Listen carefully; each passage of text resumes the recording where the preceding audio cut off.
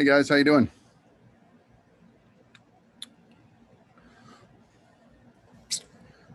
Doing good so far.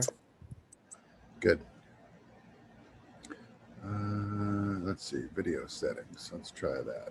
Touch up my appearance. Let's not do that. Let's try.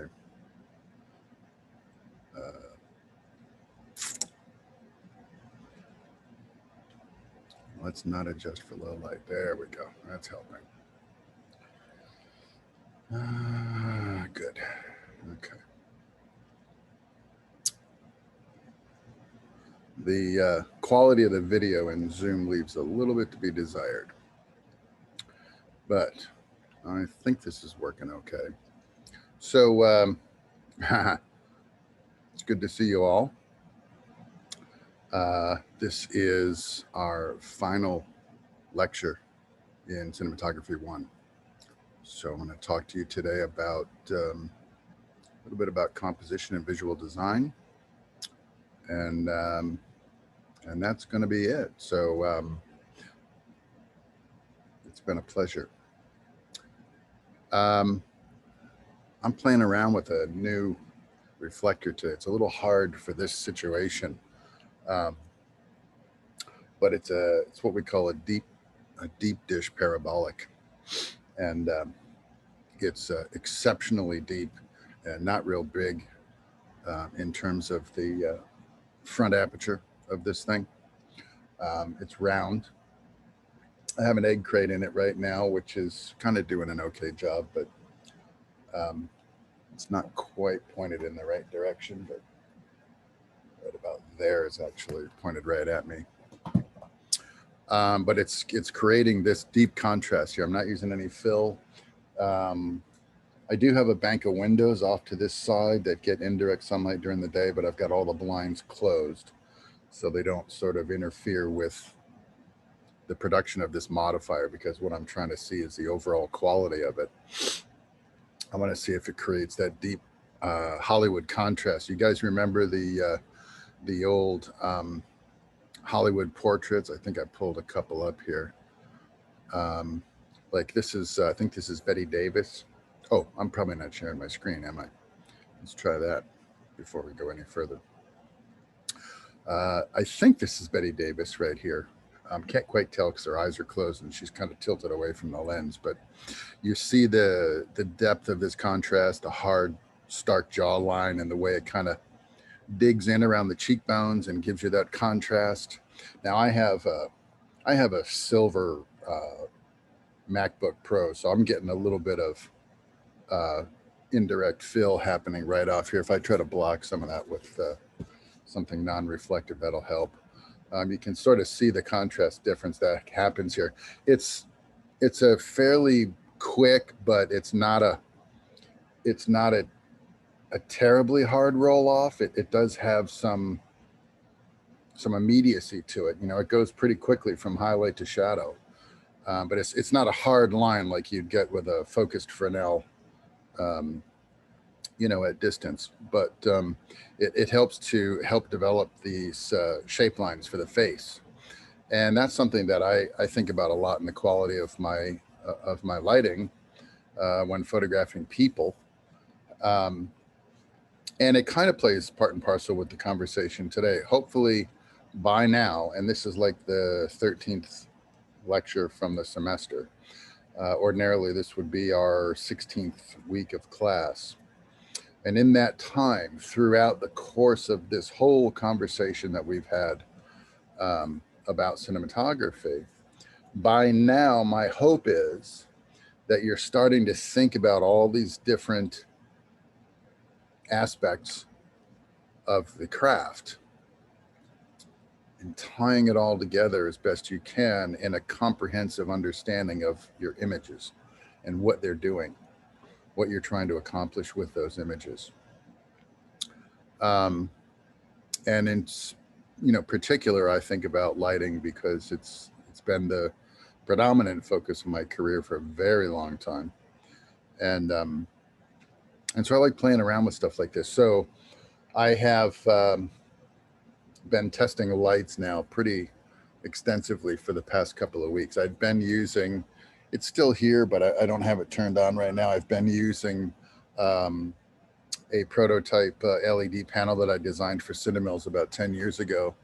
I pulled it out of pulled it out of the office the other day and fired it up, and I just wanted to see if after 10 years, if my ambitions for that light design and for the performance that I had envisioned for that product, if it still had any merit based on some of the newer gear that I'm testing, looking at on YouTube and purchasing myself. And to my surprise, the 2x2 bicolor panel that I've been using up until today, I think has performed pretty well, and I think it stands up pretty nicely to a lot of the stuff that I'm looking at on YouTube. Aperture is the loudest voice in the room, I think, where that's concerned right now. They've got a very aggressive branding campaign going on where their name kind of permeates the web, and virtually every YouTube video on lighting right now is waxing poetic about something that Aperture has just released on the market. And while I think that the Aperture products are great, what I don't like is sort of the groupthink that happens in the industry where people sort of get locked into the idea that, oh, if I don't have an Arri camera, or if I don't have an Aperture light, or if I don't have, some other key ingredient that they've been looking at on YouTube, that somehow you're not going to be able to succeed at your craft, or to excel, or to produce images that are competitive in any way.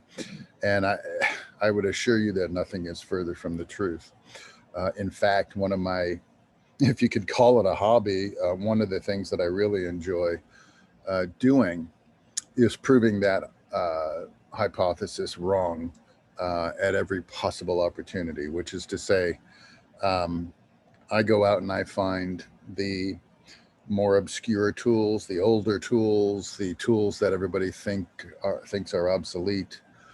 And I like to pull them out, and I like to put them to the test and see if you can extract the same kind of quality and efficiency out of them as you can out of a modern popular product. And most of the time you can, okay? Which reinforces one of my favorite, I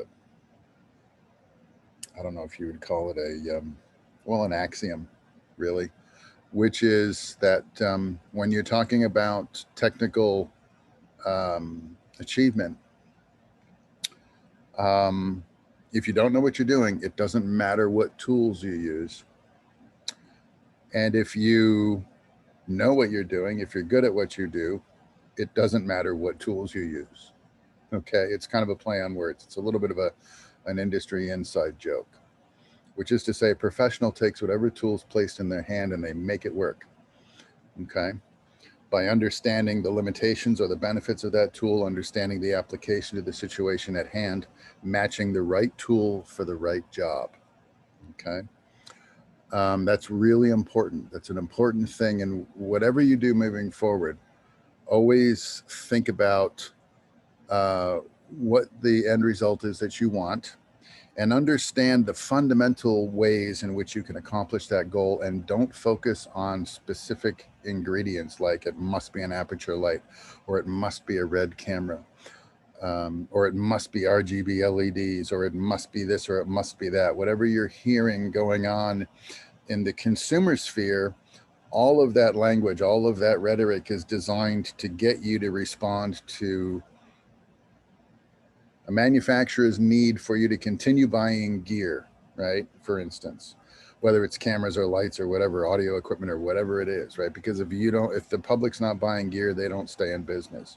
So it's in their best interest to convince you that a light that you bought 10 years ago is not as good as the one they got out now, and you got to dump that thing on eBay for pennies on the dollar and go out and spend a new couple of grand on something that you probably don't really need. Okay. So I love testing. I look at new stuff. I look at the old stuff. I think about what kind of results I used to get out of the old school tools and the conventional stuff. Think about what the new stuff can do, and see if I can blend that understanding in a way that maximizes the benefit and the value of the new stuff. Because don't get me wrong, the new stuff is terrific, right? But it's not always at your disposal, right? You don't always have a red camera at your disposal. You don't always have the use of an Arri Alexa, right? It's not cost effective for somebody in your position right now to aspire to a $40,000 camera body and another however many thousands of dollars on lenses to fit it, right? But you have objectives in mind and you have results that you are expecting to see. And so what tools can you use that will get you as close to that reality as possible while still revealing very little about how you did it, right? Because at the end of the day, with the exception of somebody like me who gets in front of the Zoom camera and shows you how to do something with a light or a camera, okay?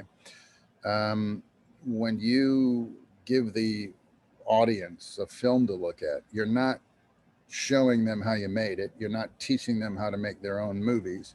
You're telling them a story and you're entertaining them in some way, or you're giving them a message, or you're appealing to a, you know, an issue in the zeitgeist, whatever it is that you're doing.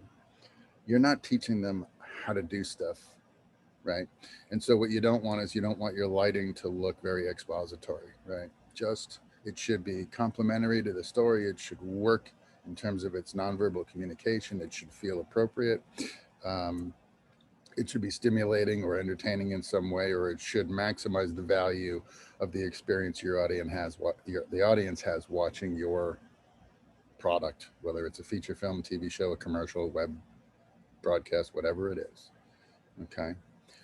So I'm playing around. I'm playing around with these new Cobb LEDs. Comparing them to my old HMIs, for instance, and seeing what the benefits are. Very impressed to the point where I've reinvested quite a bit in a new series of functional LED equipment that it turns out I'm going to need moving forward. Just as an FYI, this is not only our last lecture together, but some of you may have already figured out by virtue of your fall schedule that my name is missing from the roster at UCF Film. And that is because I am leaving UCF as of the official end of summer A. I have been teaching now this is my 13th year. I'm about halfway through 13 years of education, participation. And I think I've determined at long last, after a sabbatical of a dozen years, that I'm going to return to the world from whence I've come. I'm going back to where I belong. So IATSE Local 728 retired will no longer be true moving forward, and yours truly will rejoin the fold. Probably, I'm not looking to go back to the big budget stuff that I used to do, but I'm certainly inspired by the new technology. I'm really re-energized by all the potential that LED and digital cinematography offers to the medium. And I want to go out, as I've done in many times in my career, go out and test my mettle against whatever it is that's going on, whatever the industry is doing now. So I'll be doing exactly that. Some of you have actually inspired me to make a move like this, believe it or not. Your energy is in many cases infectious. Your curiosity can be very charming and inspiring. And maybe we'll see each other out there somewhere in the world. But for now, I want to have one more conversation with you about composition and framing. It's a little bit of a precursor to a broader conversation that we may have had concerning what I call shooting for the edit. I didn't coin that phrase. I think we've been referring to it that way for a very long time. In other words, thinking about how shots are arranged, how they're composed, and how they work together as you're cutting that into a cohesive story, right? And a lot of times I like to work with the benefit of having an editor on set with me if I'm shooting specifically, to talk about, how shots lay together on a timeline. Do they fit together? Do these pieces look nice? Do they have a flow, right? And that's a pretty broad conversation, but it starts with some fundamentals. It starts with basic composition and framing. So, as a cinematography one topic, I think it's appropriate to address this in those terms, and then leave things like coverage, and sequence design, to conversations that you may have further down the road.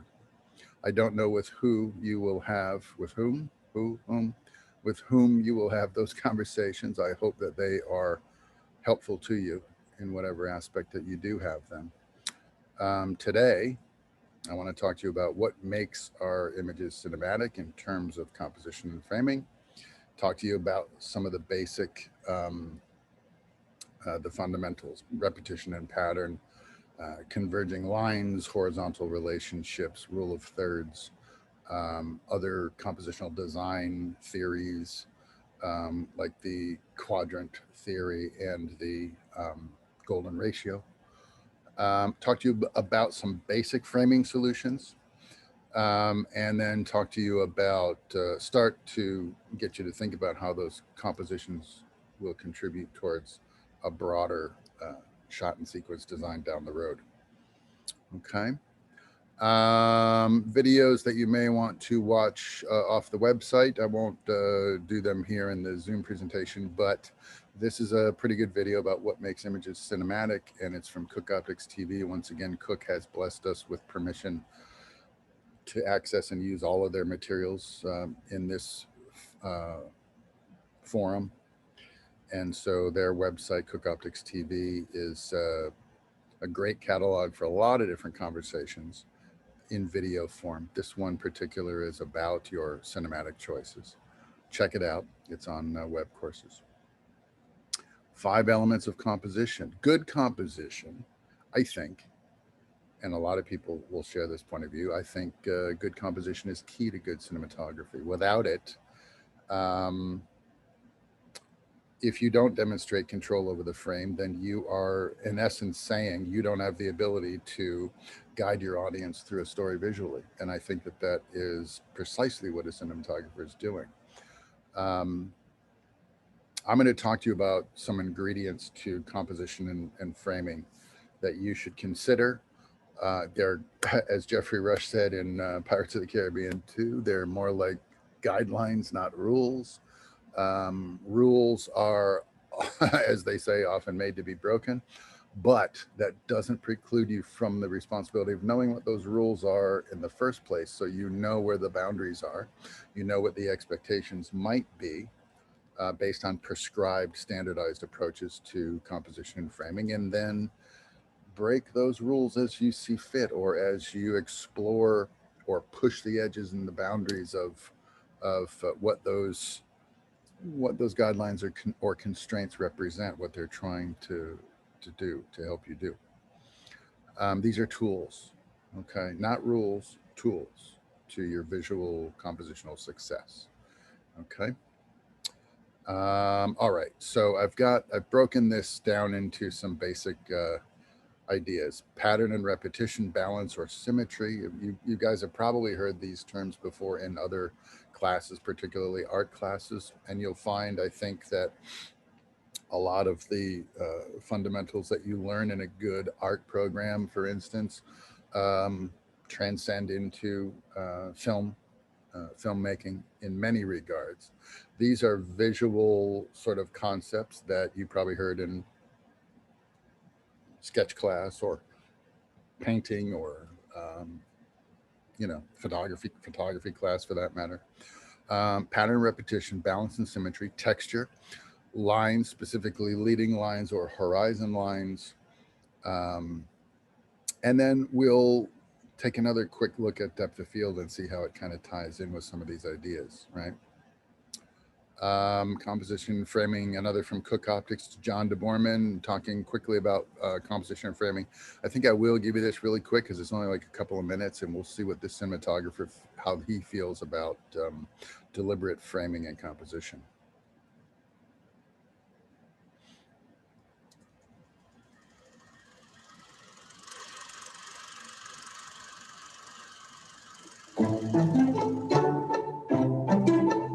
It's something that I think is absolute pivotal to good cinematography and good films, is the use of the frame.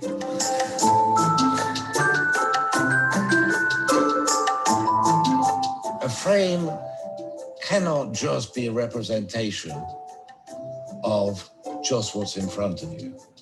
It's got to have three-dimensionality.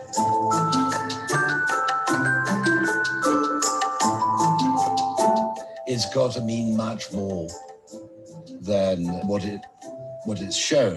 And I think I constantly have to think every time I'm doing a film, so how could I make this image more poetic? How can I say more about the state of, the emotional state of that character in this film?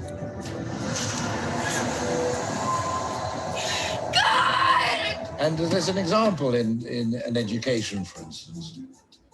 And it's terribly simple, and people would just say, oh, well, you know, that's obvious.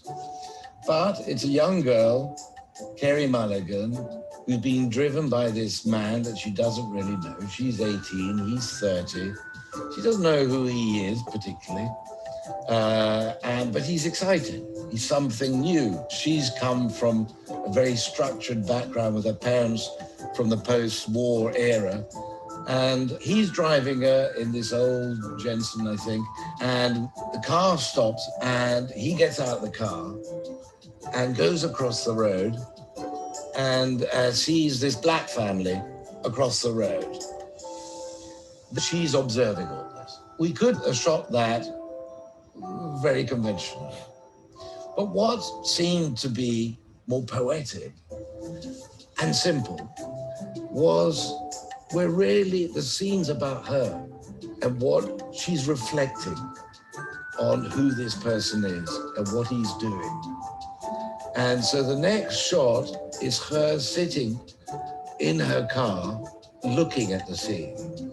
And the car window's closed. So it's just a reflection of this black family with him reflected in the glass, but she is just behind it. But you see her clearly enough, and you see that she's thinking about, so you're creating a superimposition in reality, in the real world of what was happening. And then it's just a question of using the focus puller, and I think focus pullers are underestimated in the film game. They can be incredibly important at knowing when to put focus. Terribly simple, but there's poetry, and it's done in such a simple way. It's not a question of looking in one way, looking back, and looking the other way, and looking back. It's all done in one image. So it's concise, but it works in a very, very gentle way. And I think, you know, it can happen through the choice of locations. It can happen through all sorts of things, but it is absolutely important to find ways of actually creating scenes that imply more than the scene itself. You can over-edit films, and often they are over-edited, I think, where you're telling the audience what you're meant to be thinking about certain things, as opposed to leaving it slightly wider and let the people decide which, are they looking at the reflection in the back, or are they looking at the foreground, or what exactly, what their emotion is and who are they with. I think that's what I'm implying, that, you know, I love doing that. You know, that this is something that was Made in Dagenham, but you know, there are lots of films in which I've tried to do that. All right. I like that conversation. It's short and sweet, and he gives a really good example of a couple of things. He's demonstrating how he's thinking about concepts of composition and framing on the fly, even though in pre-production you have designed a shot and you've already got it sort of fleshed out, maybe storyboarded, whatever. You've had conversations with the director about what you're going to do on the day. And yet he's still talking about being open to seeing an opportunity and seizing on it and creating that opportunity in camera with um, with a solid understanding of how these elements, these ideas can come together, and then doing it with, you know, present in the moment of creation, the moment that you commit that image to camera. And so there's a lot of really great um, principles at play there, and I think that is indicative of a good cinematographer. Is preparation is key. Knowledge of principles, materials, and processes is key, and then an awareness, a presence of mind. I call it paying attention, being present in a moment where you are being asked to create something and think about not only what's happening in front of you, but how it correlates to your education and training and your knowledge of your craft. And then you synthesize all of that in that moment in camera, right? Um, because I mean, we often say it's really it's really easy to be what we call an armchair quarterback, right? You can watch a movie. I hear this a lot when I go to the movies, especially in sort of industry towns. Like Orlando is got a lot of education going on here, and there's a lot of people studying film in Orlando, and so you'll hear these conversations. But you hear them in Hollywood too, when people go to the movies and they talk as the credits are rolling or as you're filing out of the movie theater. You know, it's not unusual to hear some smart guy say, "Oh, well, I wouldn't have done it like that." You know, um, you never know what the challenges are for those film people on the day that they made that shot or that scene or that film, right? You're not privy to that information unless you were there. If you were on the crew, then you might know. You might have some notion of what those challenges were.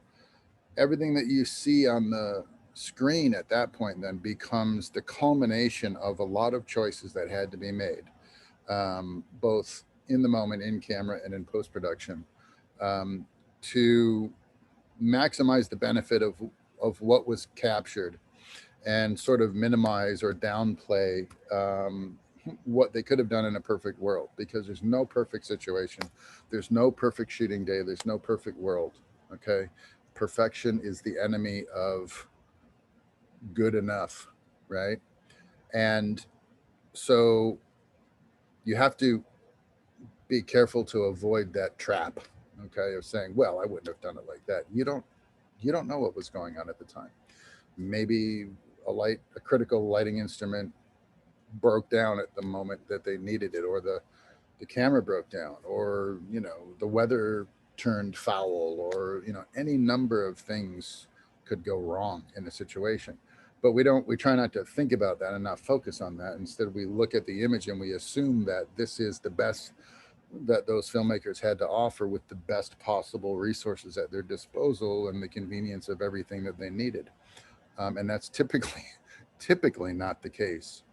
So it's a neat conversation to hear, a cinematographer talk about being present in the moment. And so if that light does break down and you don't have it anymore, what are you going to do that will also be effective without that convenient resource or tool? What are you going to do? What are you going to do when the luck's not running your way, right? The weather's not cooperating, or the actor gets sick, or whatever, right? This is very important, right? Because a lot of times we talk about what's possible under the best possible circumstances, instead of, and maybe rightfully so, instead of focusing on everything that can go wrong, right? But try to maintain a balance in your own mind of, and have a backup plan. What might you do if everything's not going your way on the day that you need it to? Okay. Certainly, certainly school projects can teach you that lesson, because we very frequently don't have everything we need at our disposal for film projects. But we do the best we can, right, with what we have to work with. And that's all you could ask of anybody who's dedicated to craft. They do the best they can with the resources, time, and help that is available, right? Okay, so back to composition. Pattern and repetition. Okay, so I love this shot. Okay, this is the Bramante staircase in the Vatican. It's got this great concentric thing going on when you go to the top of the stairs and you look down, or conversely, if you go to the bottom and look up, you have this really great sort of visual thing going on. And so what I want you to encourage you to do is walk through the world with your eyes wide open, not just metaphorically, but actually look at things. Notice pattern, notice lighting, notice the visual aspects of the world that are all around you, and use your visual acuity to gather those inspirational images, so snapshots, if you will, and use them as your own sort of visual notebook. Okay. Think about highlights, patterns, textures, tones, shape, proximity, balance, symmetry. When you look at those things, learn how to identify them, and then try as best you can in the situations where you are creating your own films to call those concepts to bear on what you're working on. Okay. If we apply the principles of concentric circles and repetitive pattern like we see here, you might get something like Pete Szyszewski in The Empire Strikes Back, right? We've got lines that radiate out from a visual focal point that is off center from the middle of the frame, and yet everything seems to radiate from that point outward, right? Kind of neat.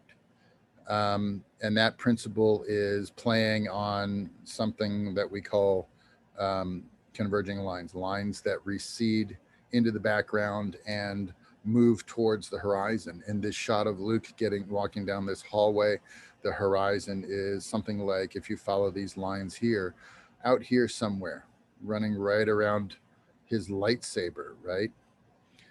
Or his equipment belt, whatever you might think. I think that's probably where the horizon's running, right about here, right? So these kind of converging lines are bringing us to Luke. Luke steps up into the portcullis here, and there's his lightsaber ready to go. He's still chasing Vader, right?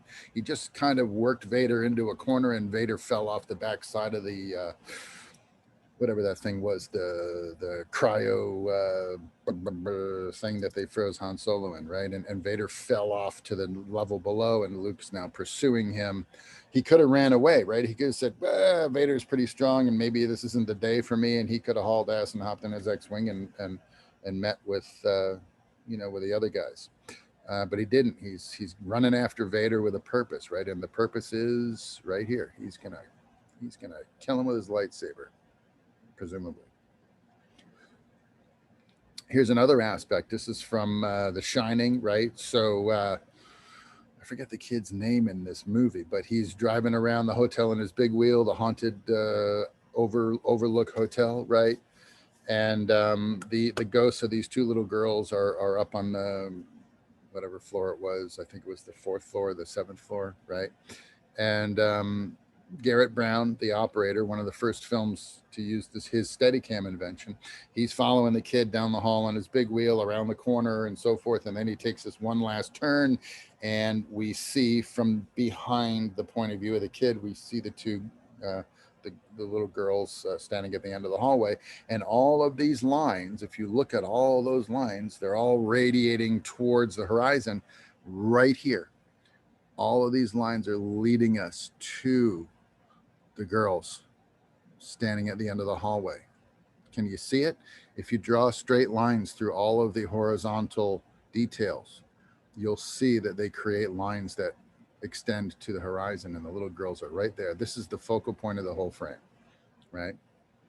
It not only isn't an over the boy onto the girls, but it is a deliberate, centered focal point, right?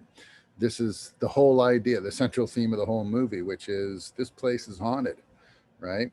It's the central idea, and here it is, sort of visually reinforced with all of these converging lines, right?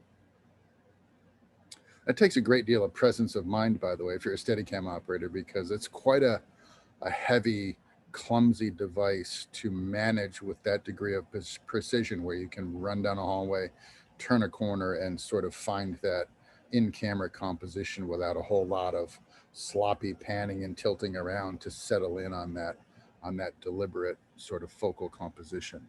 So that's a sort of a testament to the skill of Garrett Brown on top of a good compositional choice.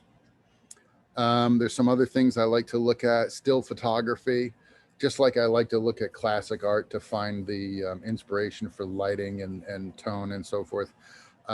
Really good, artfully created photography, I think, is also very informative and very inspirational in terms of what it can offer, or how it can stimulate our visual cortex, these particular shapes and textures, very interesting. This is a cabbage leaf by Edward Weston, fairly famous still life photographer. His son, in turn, has also become a well accomplished still life photographer. This is the roots of a banyan tree, and you can kind of see these photographs if you look at them long enough.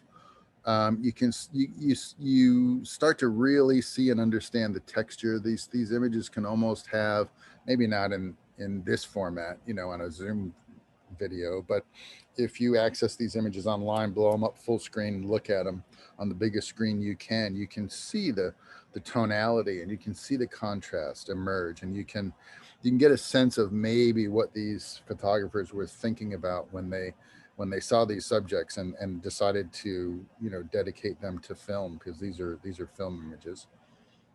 In your case, you'll be dedicating your thoughts and ideas to digital files, which I don't think in the final analysis has any particular disadvantage to it at this point in time.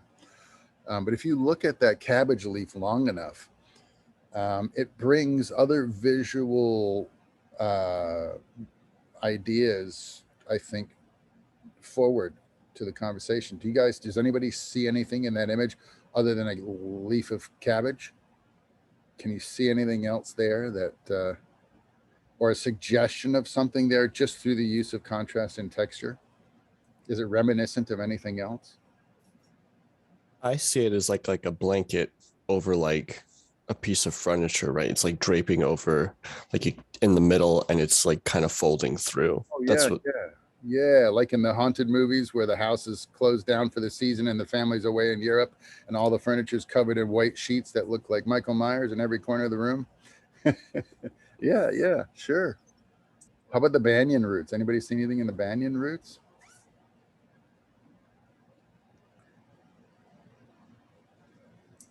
I kind of see a claw, maybe. I mean, it looks kind of like a hand reaching out towards you. Yeah, something like that. Yeah. I see stuff like that. You know what I see in the cabbage leaf? I see a ball gown. I see the train of a very elegant dress, maybe a bridal gown or a ball gown of some kind, right? And so, that inspiration kind of led me to look at films like The Phantom Thread, which is a gorgeous film. This is Paul Thomas Anderson. I put D.P. Michael Bauman in the caption of this photograph, even though technically speaking, Michael's title on this film was Lighting Cameraman, which is it's a technical distinction. They're playing games with nomenclature. I think if you're if your final job is to evaluate and preside over the manufacture of the images, that you're the director of that photographic effort.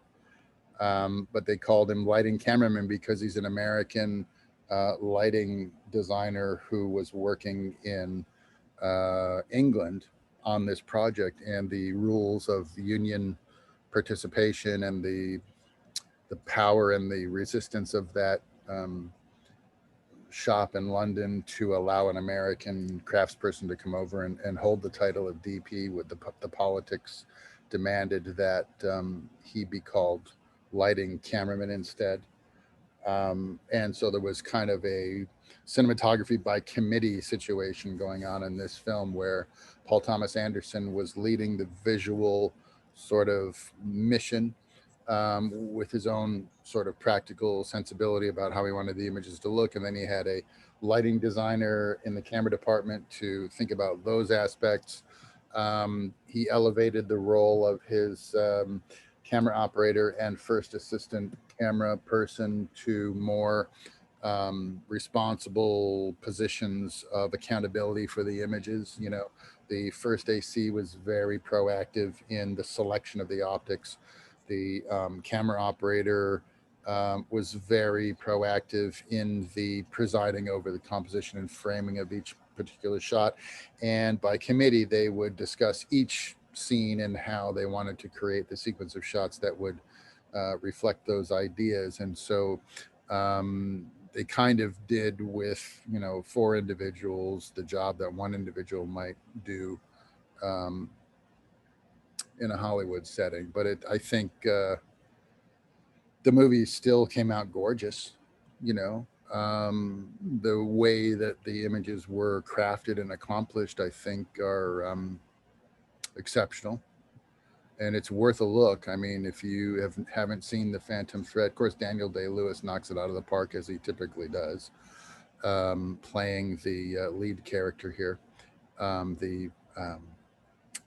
the textile designer, the fabric designer, who makes dresses for, you know, high society in turn of the last century England. It's a quiet story. It's got a lot of thoughtful dialogue, and there's no action, there's no spectacle, right? It's just beautiful image after beautiful image, tied together with a very charming, heartwarming story about the passion of one creative individual whose whole life has been defined by his ability to make garments for people to wear. He creates living art, if you will, dresses that, you know, these women appear at society parties with, or suits that men conduct daily business with, and that's his relationship to creativity and his sort of position. And it's a really great study of craftsmanship from the point of view of a guy that makes dresses. But you can, if you're smart about the conversation, you can take that narrative, and everywhere you see dressmaker, substitute filmmaker for that wisdom or discussion that's taking place. And I think the conversation remains valid. So it's about craftsmanship. It's about the state of being creative and being absorbed or consumed by that creative state of mind, and how that affects you as an individual, and how you may demonstrate something as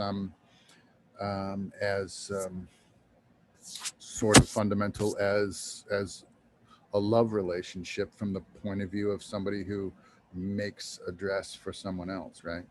It's the expression of this man's love for this woman in his art form, right? It doesn't take on a physical aspect. It's more intellectual than that, and I think it's kind of a beautiful story from that point of view. So I would check it out if it ever possible. It's available on DVD. I have a copy of it for my own library here at the house, so I can look at it anytime I want. But it's been on Netflix already this spring. You could probably catch it on Hulu or Paramount Plus, or maybe even Tubi, Crackle, something like that. Okay, so leading lines, horizon lines, what do they mean? Okay. Do you just randomly place a horizon in the context of an image, or is that horizon in a specific place for a very specific reason? I think most of the time it is in a very specific place for a specific reason. And that's because I've come to learn or understand that a horizon, depending on where it's placed, can have positive or negative connotation. It can also affect how leading lines move towards the horizon, convergence and so forth. It can affect those compositional principles.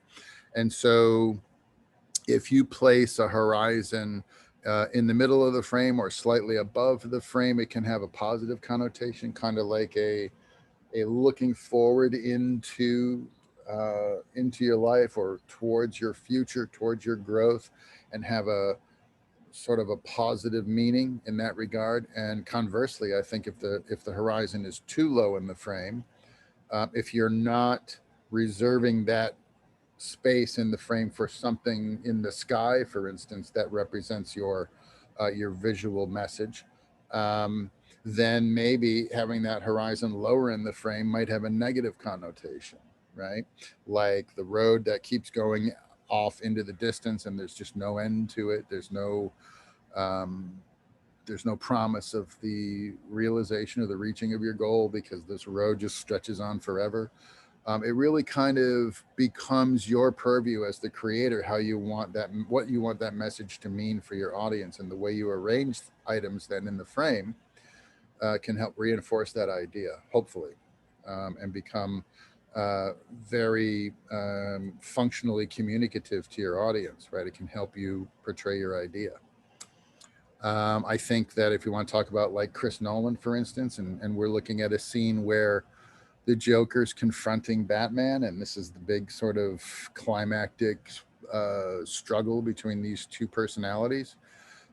This frame arguably has a lot of what I'm talking about. It's got converging lines. It's got a low horizon. It has a focal point in the center, which is the antithesis, the antagonist, standing in the way of Batman and his ultimate goal of freeing and freeing, what is it, Gotham City, right? Do you guys see it? Was that a comment? Was somebody making a comment? No. So here he is, right? So here's the Joker, right? The Joker, yeah. He's in the middle of the frame, but he's not really in the center of the frame. He's slightly below the center of frame. He's standing right on the bottom frame line, if you will. This frame is a little bit wider. It was shot on, I believe this shot was done on IMAX, but I had to trim it a little bit in order to work with the composition of the keynote presentation. But he's basically standing on the bottom of the frame. And all of these lines, if you look, they're radiating towards the focal point, right? The center, this guy right here in the way between Batman and his ultimate goal. So, from a composition standpoint, this image is reinforcing the basic conflict of the movie, right? Which is Batman against the Joker. Who's going to win, right? You can use your composition and framing in more subtle ways.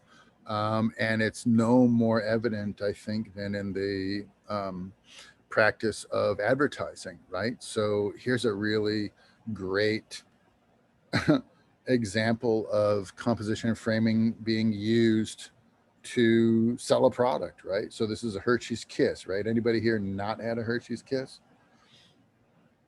I mean, would you agree that these are some of the most delicious little morsels you've ever put in your mouth? I mean, a Hershey's Kiss is fantastic, right?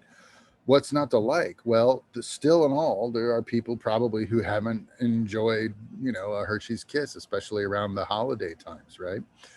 And so here's an ad, magazine ad for the Hershey's Kiss, right? And so they're using a bunch of principles here. First of all, we're using proximity. So we have the hero, Bon in relation to his friends in the background, who through creative use of depth of field are softly, gently out of focus, right? And yet we know that it's other Hershey's Kisses in the background, right? And we can see through their arrangement, they're kind of leading you in a way, aren't they? These converging lines are heading towards a horizon that's slightly higher than center of the frame. And the message is right there. If you follow those lines right to the sort of pinnacle of the foil, you get, I mean, it says kisses on the little flag, right, that you pull out to unwrap this thing. It says Hershey's Kisses on it, right? That's the product identifier right there. This is composition leading toward meaning, which is Hershey's Kisses. And look how tasty that thing is. It's all in foreground sharpness, right? With his friends in the background representing, this isn't a one-off, right? You can have the whole bag if you really want to, right?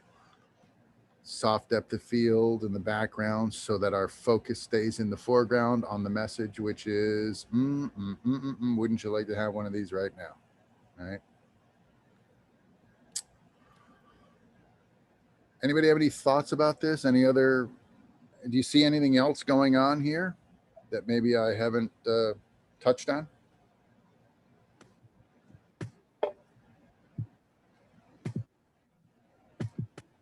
I think it's pretty simple. The idea is, do you have a bag of these in your cupboard right now in the kitchen? If not, you better run out and get some, because, oh my God, they're good, right?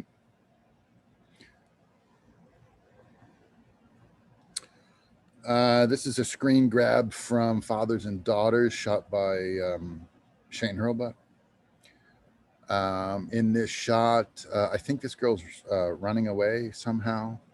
And she walks into a bar, right? But it's all about her mind state at that moment, her headspace, what she's thinking about. And so depth of field is at play here, keeping the background gently out of focus so that it has identifiable elements back there. If you've ever been to a pool bar or a pool hall, you recognize the light over the pool table. They're very distinctive, right? You see the warm glow of incandescent lights, the fluorescent glow of the pool bar, probably a Budweiser sign hanging over the pool table. You see the green right here. You see somebody hunkered over the table as though they're getting ready to break for a new game of 8-ball or something. But we don't need to see that in all of its detail, do we? To know and understand where this person is. We rather need to be thinking about, why is she there and what's going on in her state of mind right now that has led her to this place. It's really about what's going on with her, right? It's not a movie about the pool hall. It's a movie about this girl and her problems, right? So we're using elements of composition. So she's maintaining the right side of frame. The left side of frame is arguably negative space, even though there is detail here that describes the environment. It's been rolled off gently into out of focusness so that we don't think about this space as anything other than negative space. It's really about her. She's off center and she's looking off the frame, camera left. She's going somewhere. That's an indication of moving towards something. She's long framed as opposed to short framed. If she was over here instead of over here and still looking off frame left, there'd be a negative connotation there. Leaving this much negative space between the close-up and the edge of frame left, the direction she's looking, has a positive connotation because there's a lot of space here. There's room to grow. There's space to move, right? But when you move her over to occupy the same side of the frame that her eye line is pursuing, right? If you short frame her on the left side, looking frame left, there's very little negative space in the direction of her look line, right? And that's a negative connotation. Claustrophobic, trapped, not a lot of room to move, right? Negative connotations. So you got to think about that. When you put somebody in the frame like this, don't put them in the middle of the frame. That's a mistake that a lot of filmmakers will make unwittingly, not thinking about the connotation of that placement, right?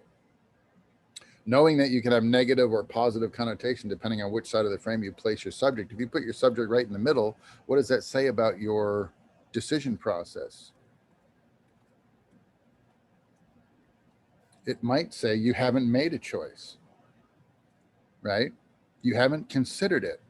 And I think that would be a mistake as a filmmaker to suggest to your audience that you haven't considered every aspect of the story that you're telling them, right? So where you put your subjects can be very important. Bokeh is that thing that I'm talking about, putting your point sources in the background, letting them roll off gently into out of focusness. These we call them bokeh balls, these little soft, happy little highlights that represent spectral point sources in the background. And as they go out of focus, they sort of morph and blob out and become, you know, little circles of confusion, if you will. And something in the foreground is in sharp contrast to this background, and that creates a focal point. This is the place the audience is supposed to look and derive meaning, right? And this is from an article about I think it's a Nikon 8000 or something, or maybe it's a Canon 5D Mark something or other. And so it's about photography and about vision, and it's, you know, there's a lot of themes at play here. And so it's not about the background. It's not about what this particular camera is photographing. It's about the act of taking photographs, right? And maybe loosely the reasoning has something to do with the tool itself, the camera itself, right? So it's an ad for a camera. And it's not important what the camera is being used, what picture it's taking. It's more important to understand the notion of photography and its meaning for creativity, and how you can use it as a means of your own expression, right? So it's a metaphorical composition using bokeh as a very fundamental element in the messaging. What I did is I ran downtown. There's a really neat fountain in Thornton Park in Orlando, and I was testing out a lens that I got from Iron Glass from the Ukraine, oddly enough, and it's a reconditioned Russian Krasnogorsk 58 millimeter f2, I think.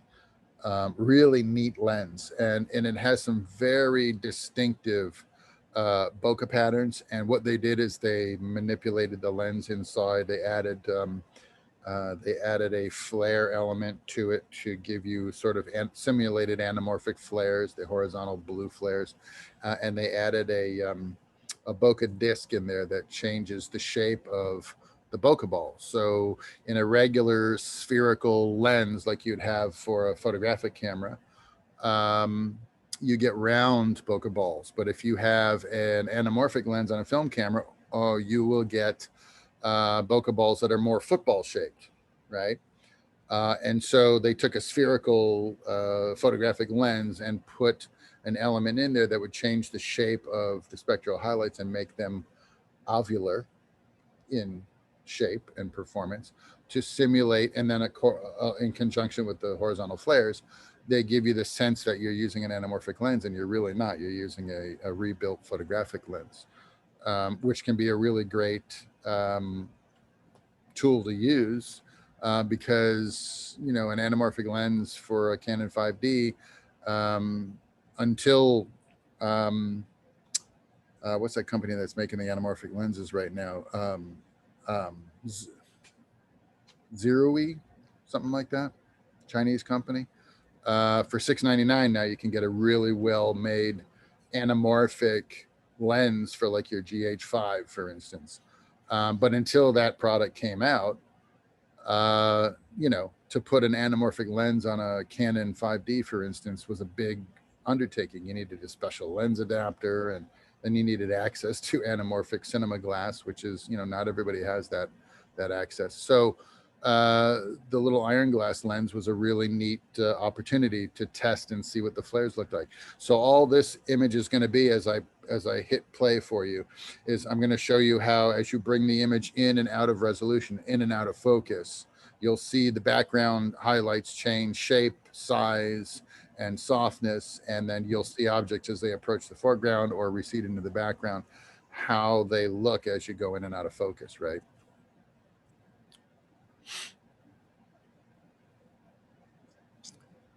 Oops, there we go. And then as we get a really nice, clean spectral hit on the lens, you're going to see, yeah, here we go. You see the headlights, how they're kind of stretching horizontally. So all of that is simulated anamorphic bokeh in a photographic lens.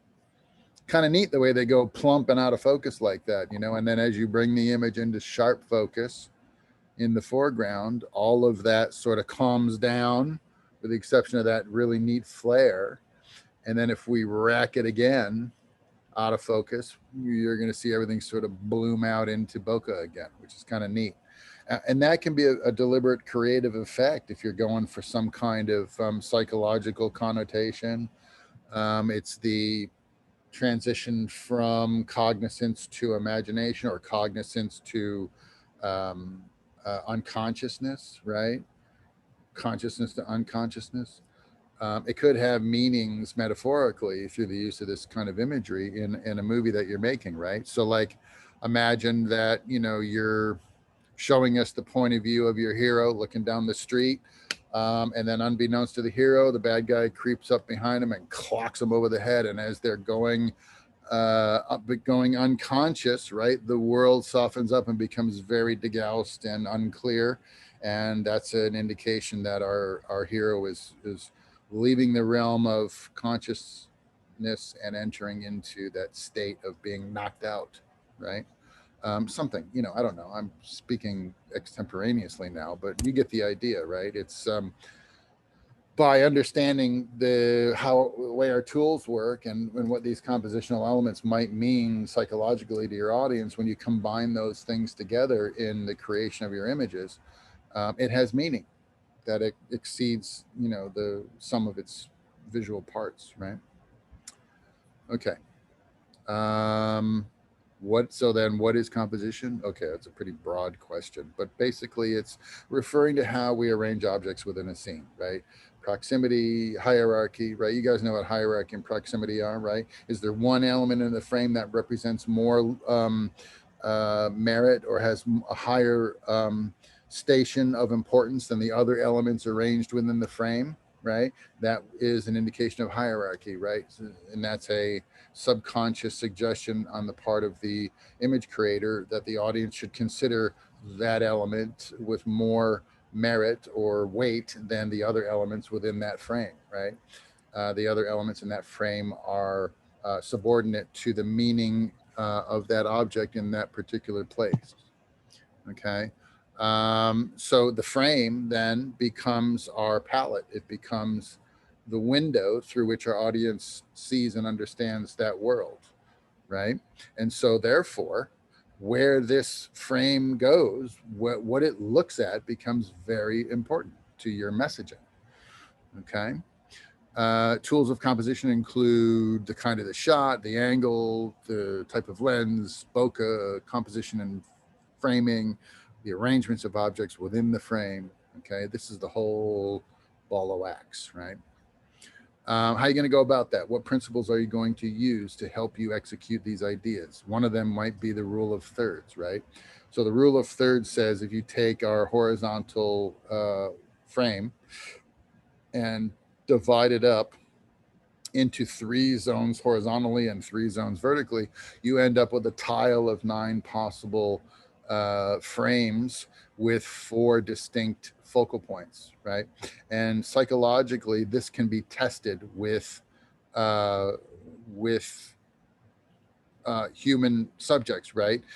It's been determined through trial and analysis. It's been determined that these 4 focal points are fairly common, and most people psychologically will look to one of these 4 points of interest within a frame to derive meaning. And then if there's no meaning there to be found, we will subconsciously move to the next zone until we have gone basically around the world on this idea, considered all these possible focal points within the image frame, and we come to some sort of conclusion or understanding about the message contained within this frame.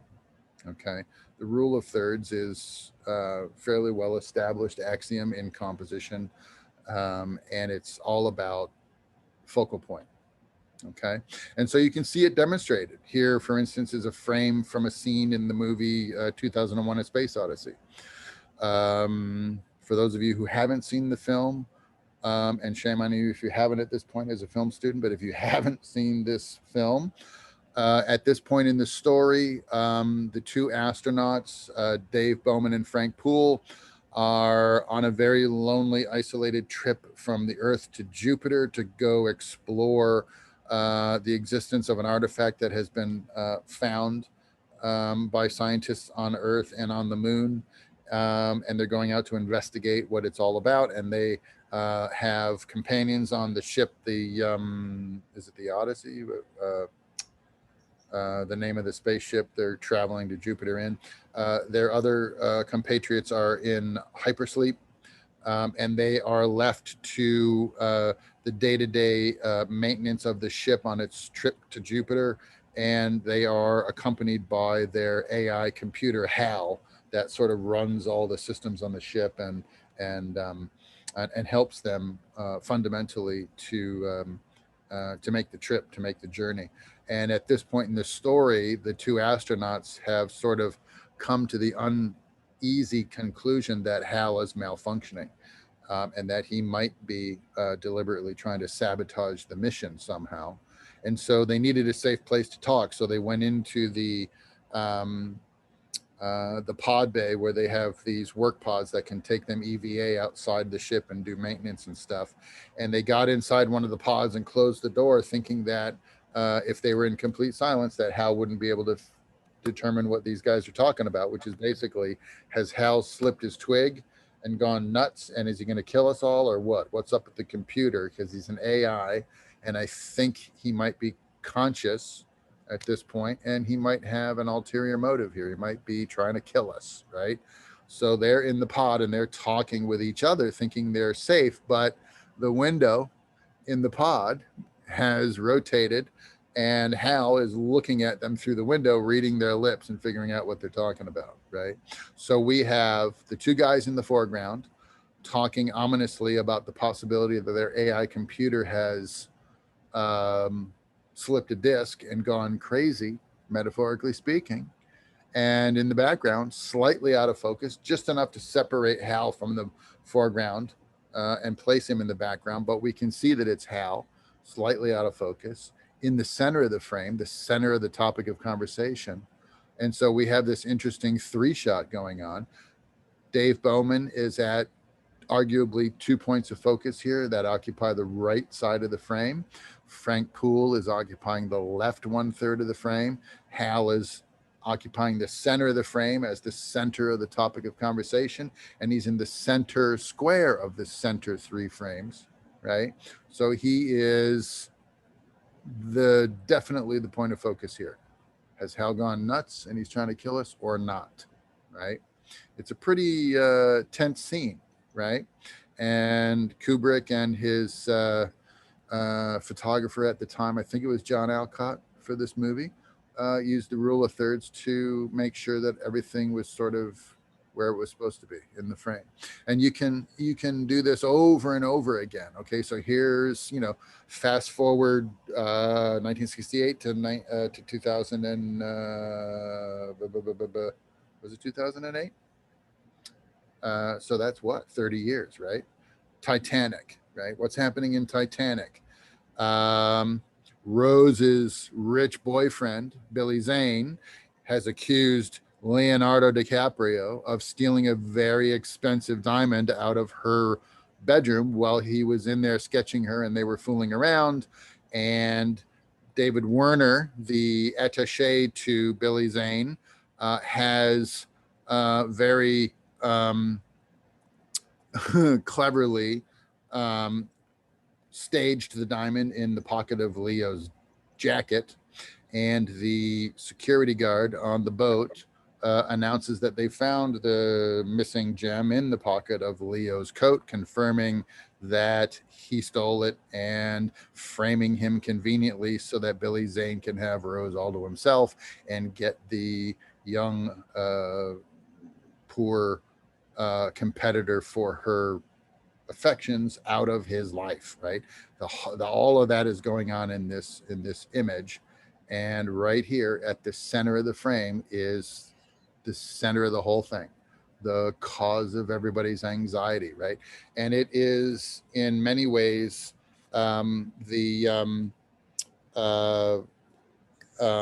reason for the whole story, right? In the very beginning of the movie Titanic, what's happening? You guys remember in the very beginning of Titanic, what's going on?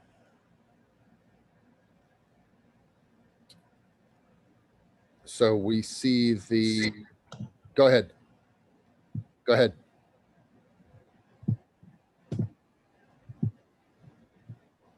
No? Okay. So we see Bill Paxton's character. He's a salvage diver, and he's on a research vessel, and they're bobbing around out in the ocean, and they're steaming towards the alleged last known position of the Titanic, and they're going to go diving with submarines and stuff to look at the hulk of the sunken vessel and see if they can raise it, right, and then plunder it for all of its hidden wealth. Resting on the bottom of the ocean floor. And specifically, Paxton's character is looking for this priceless blue diamond called the Heart of the Ocean, which was allegedly lost when the Titanic sank. And there was a huge insurance policy that was filed by the surviving Billy Zane, who then cashes in and makes millions of dollars on the payout for the missing gem.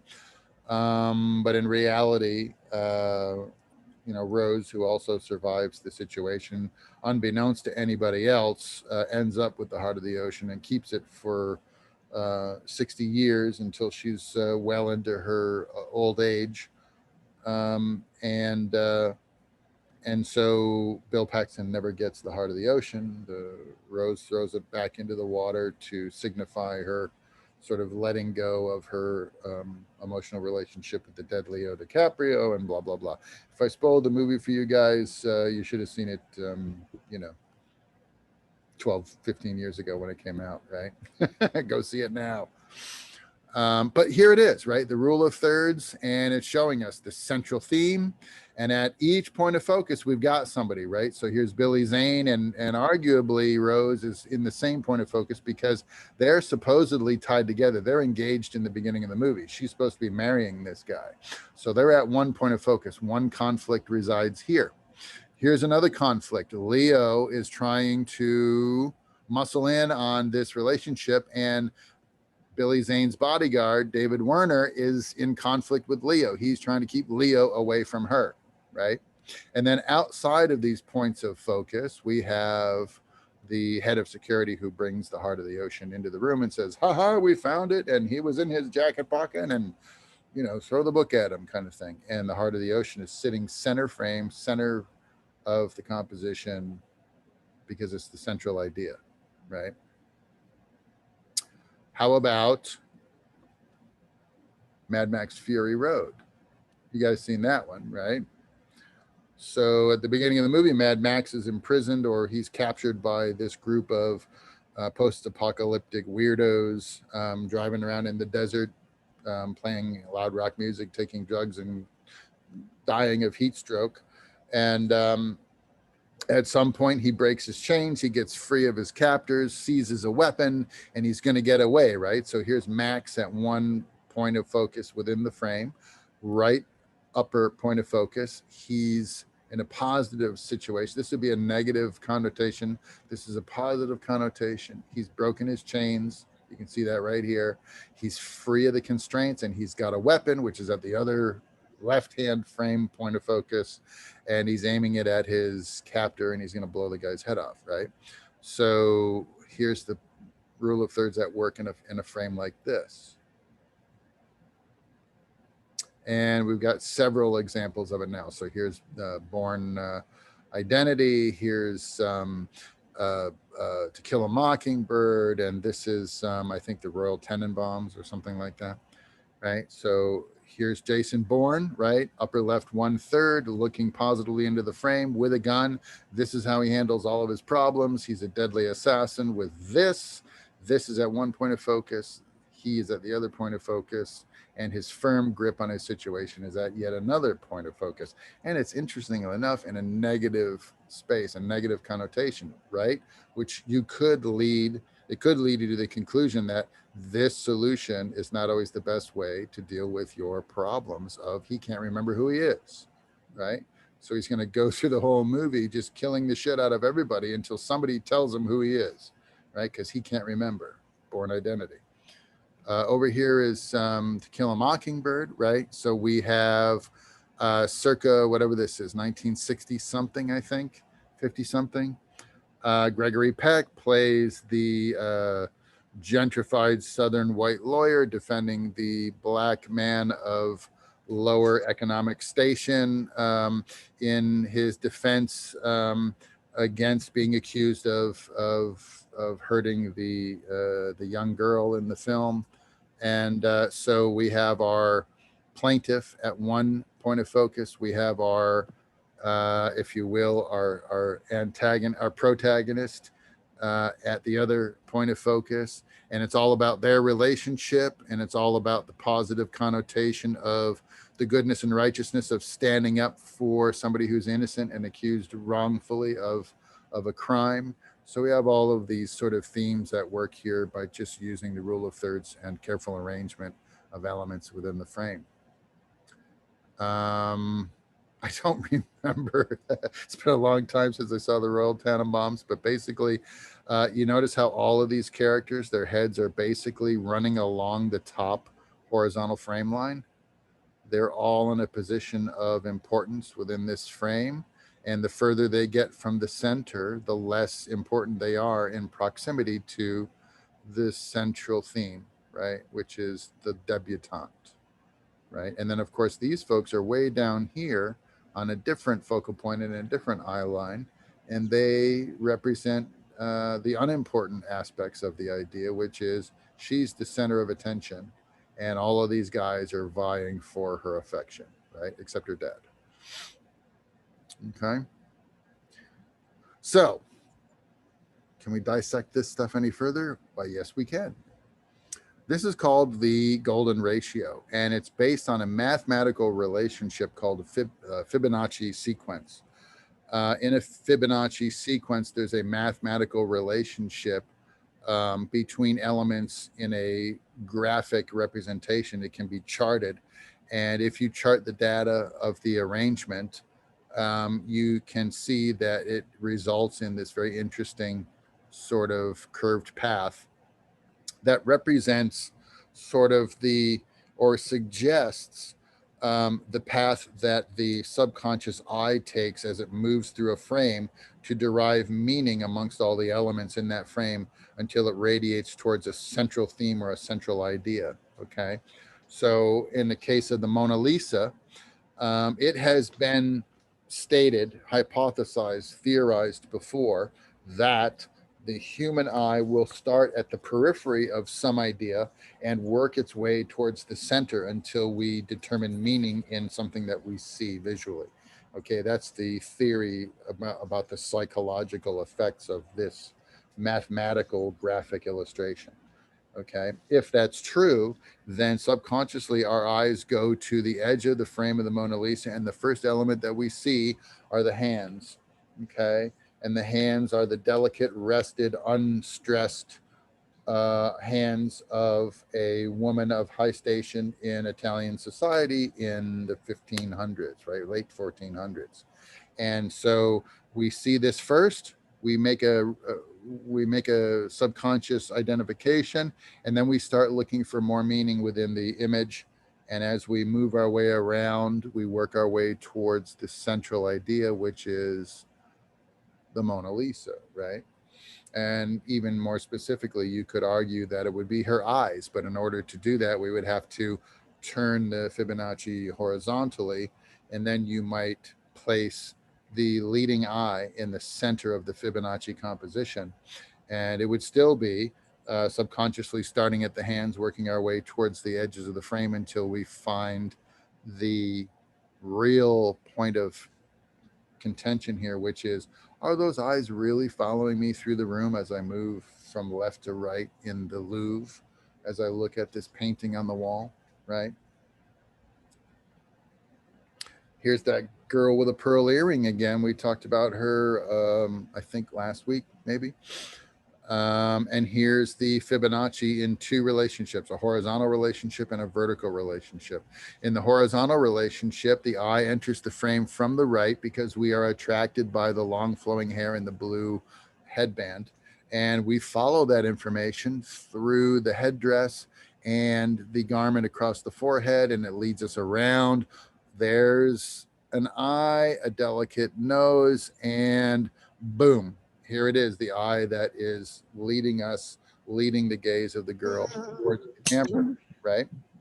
So that's the horizontal Fibonacci theory at work.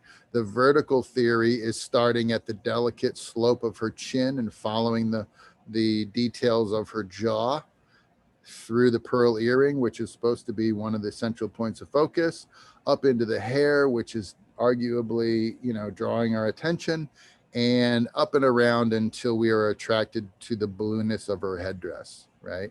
Which totally ignores the aspect of the eye, which is, psychologically, it's said that, humans who look at pictures of other humans immediately look towards the eyes for explanation or meaning.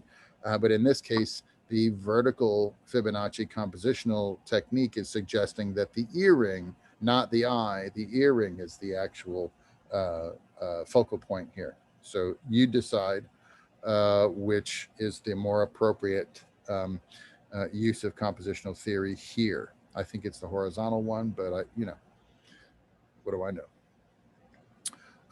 Here's another example of a horizontal Fibonacci graphic illustration showing us that in an image like this, arguably the hierarchy of elements in the frame seem to indicate that the staircase has some sort of meaning. But when we look at the staircase initially, there's nobody there. It doesn't really lead to any specific information. So we abandon our examination of the staircase and we continue to look through the frame for relevant information. And we don't find any until we get to the park bench. And then, of course, we have the two women sitting on the bench. And this woman is telling this woman something very, very important. What is it? I have no idea. But you could say that by using the Fibonacci, we are identifying that particular element as the key point of focus within this frame, right?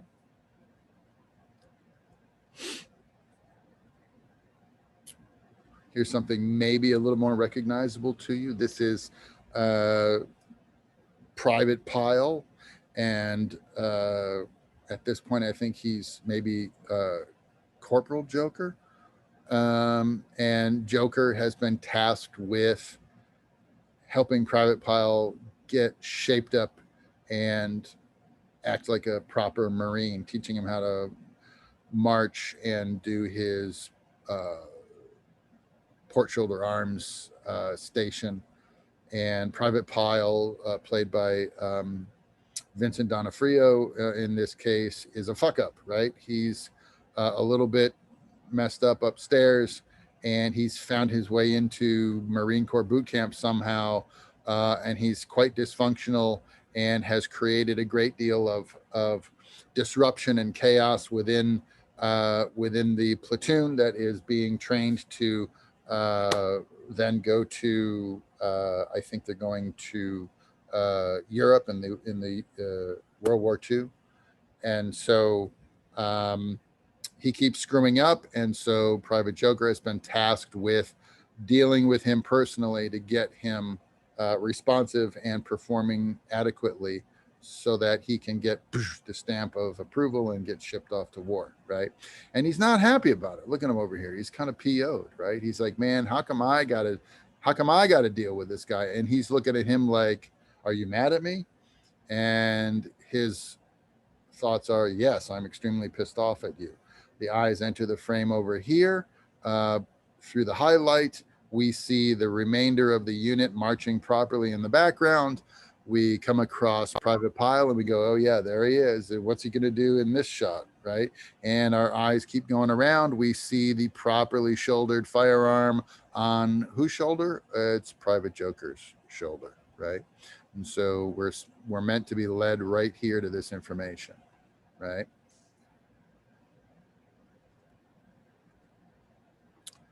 If you had to apply a Fibonacci to this shot, knowing that it's at work in other shots within the film, where might you apply the Fibonacci? First of all, would you apply it vertically or horizontally to this composition? What do you think? Anybody? Thoughts? I think it's horizontal. What do you think? It's probably horizontal because we have a really big negative space here that is highlight, right? It's very bright.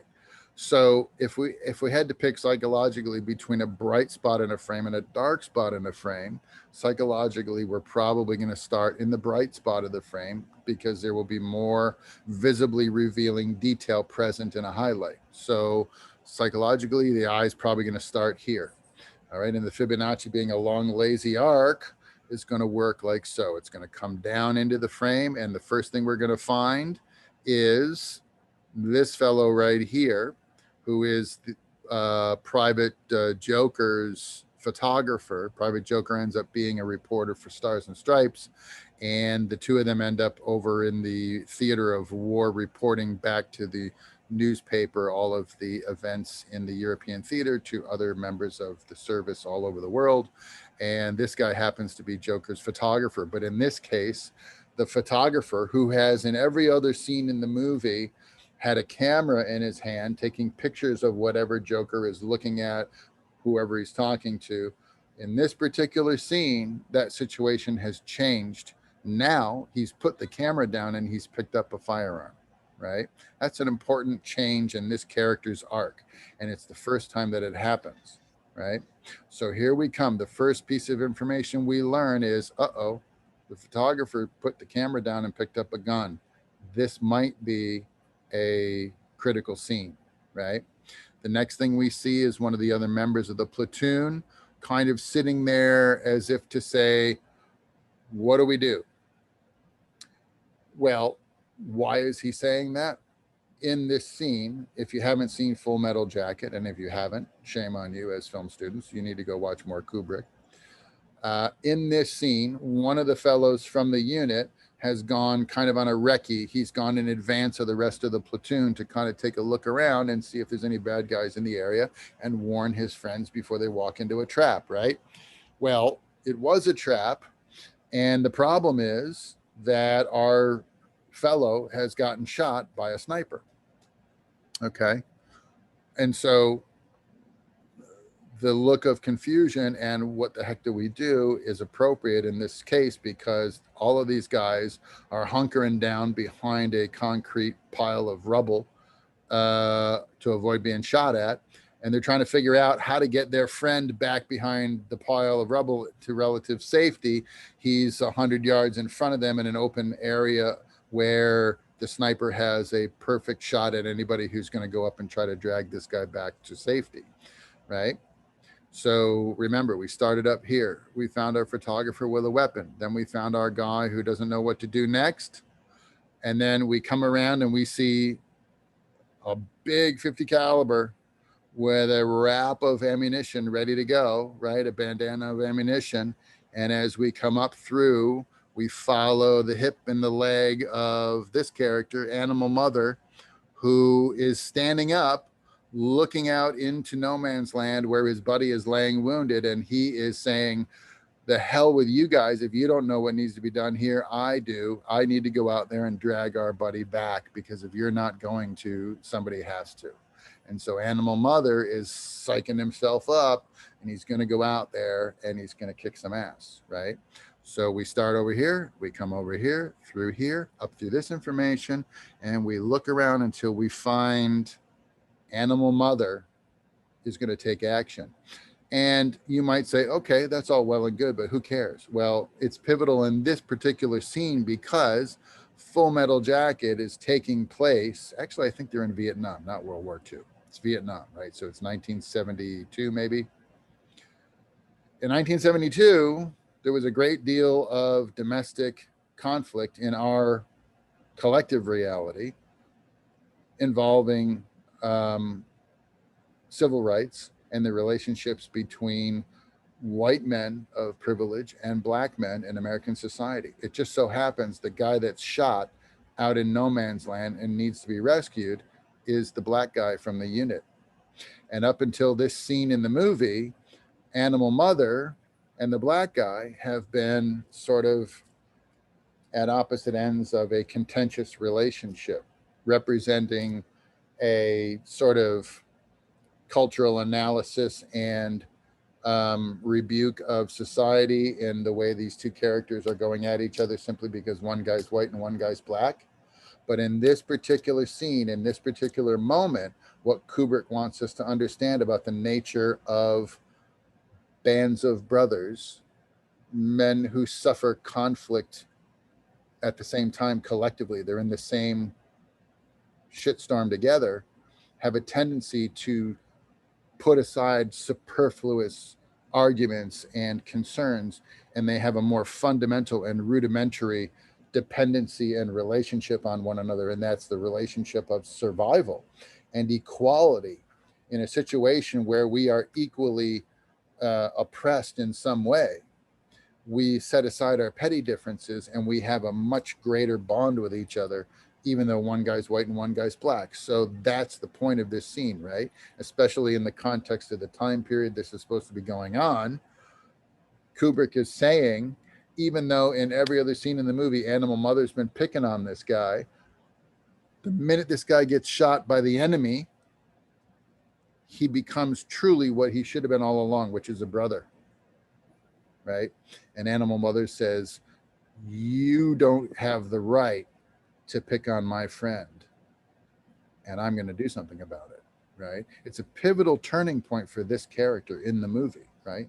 He sets aside his racism because his buddy is in tremendous pain and he's about to be killed. And Animal Mother's going to risk his own life to save this man, even though he's been calling him the N-word pretty much in every other scene in the movie, right? This question and similar ones like came up a lot in the video I recently posted. Yeah. So you're feeling this analysis then? Do you think I'm on the right track? That's what's going on. In my opinion, that's what's going on, right? So, so that's, you know, one particular scene in Full Metal Jacket. There's a bunch of them, right? But let's move forward to something a little more recent. So here's Drive, right? How many of you have seen Drive? Probably everybody, right? It's a pretty good movie. Nicholas Winding Refn, right? And Newton Thomas Sigel, cinematographer. Okay, so in this scene, Driver has he's protecting a girl, right? He's been tasked with protecting a fugitive, a girl who's running away from some very unsavory types that are going to do her some kind of harm, right? And Driver, who's normally a quiet, sort of focused guy who's only concerned with the job at hand, has been derailed by the charm and beauty of the person he's supposed to be safeguarding and protecting, right? And so in this scene, he's got kind of a dumb look on his face because we're learning for the first time that this sort of cold, calculating, arguably criminal type has fallen for the damsel in distress, right? And so compositionally, Newton Thomas Sigel is using what we call the Quadrant Rule, okay, which is you can separate a cinematic frame into 4 quadrants, and each of those quadrants then is going to have a psychological sort of connotation to it, right? Now, in the West, we read from top to bottom, left to right, right? So in the quadrant theory, the upper left quadrant is going to have the highest order of importance, right? So we put driver's head in the upper left quadrant, right? And then, of course, as part and parcel, his body is going to follow in the lower left quadrant, because otherwise something else very weird is going on, right? So here he is standing in the left of frame. His head is in the upper left quadrant, the hierarchy of importance, right? And then the rest of the frame is occupied by negative space, but we see the exit to the building that they're in is over here off to the right, and he's not looking for the getaway. He's looking at the girl. And the whole funny thing about this movie is his day job is he's a stuntman in the movies in Los Angeles, but at night he moonlights as a getaway driver for guys who want to do things like rob banks and stuff like that. And so he is by nature a getaway artist, and yet he's not looking for the exit. In this case, he's looking for something different this time. And what's different? The girl has come into his life, and that represents something that he hasn't had up to this point. He hasn't had an intimate relationship. He's only had business transactional relationships with people who were doing something unsavory, and he was profiting from it, right? So we have this connotation here. And in the very next shot, the reverse angle is what he sees down the hallway, which is the girl entering into her hotel room and looking back at him as if to say, thank you, I feel safe in your presence. And he's looking at her with reverence, and he's developing a growing attraction for her. So that's kind of the interpretation of this shot in the quadrant theory of composition. So those are the three types, right? So you got your rule of thirds notion, you got your golden ratio notion, and then you've got your quadrant analytical theory of composition. You can apply any or all of those in your own work. And I think it sort of, maybe it's the type of photography you're doing at the time, which might dictate which compositional theory you're going to use most, or maybe you're using a little bit of each of these throughout the course of your film, and you're going to apply each one specifically as they work best for your messaging, perhaps. So composition and framing, what are we talking about? We're talking about now designing types of shots, and we have three fundamental types of shots. Without talking about coverage and specifics of framing, we're just talking about angle of view on the world. We have the widest shots, or the long shots, or ELS shots, extra long shots, extreme long shots, right? And in the context of a shot like that, we're learning certain things. In each one of these shots, we're learning certain things about the characters and the stories that they populate, right? In the widest shots, we see things like the world. What does the world consist of? Who's in that world? And by hierarchy and arrangement, which characters take precedence over other characters by their arrangement in the scene? You know, in this shot in particular, Gregory Peck occupies the foreground exclusively, and everybody else in the community who is concerned with the outcome of his effort is in the middle or background. So by proximity and hierarchy, he is the most important character within the frame if we didn't know anything at all about the story or the character specifically in the story, right? In a narrower field of view, we might call that a medium shot, right? Shots above the waist, but including room above the head, right? In a medium kind of a shot, we are starting to see specific kinds of action.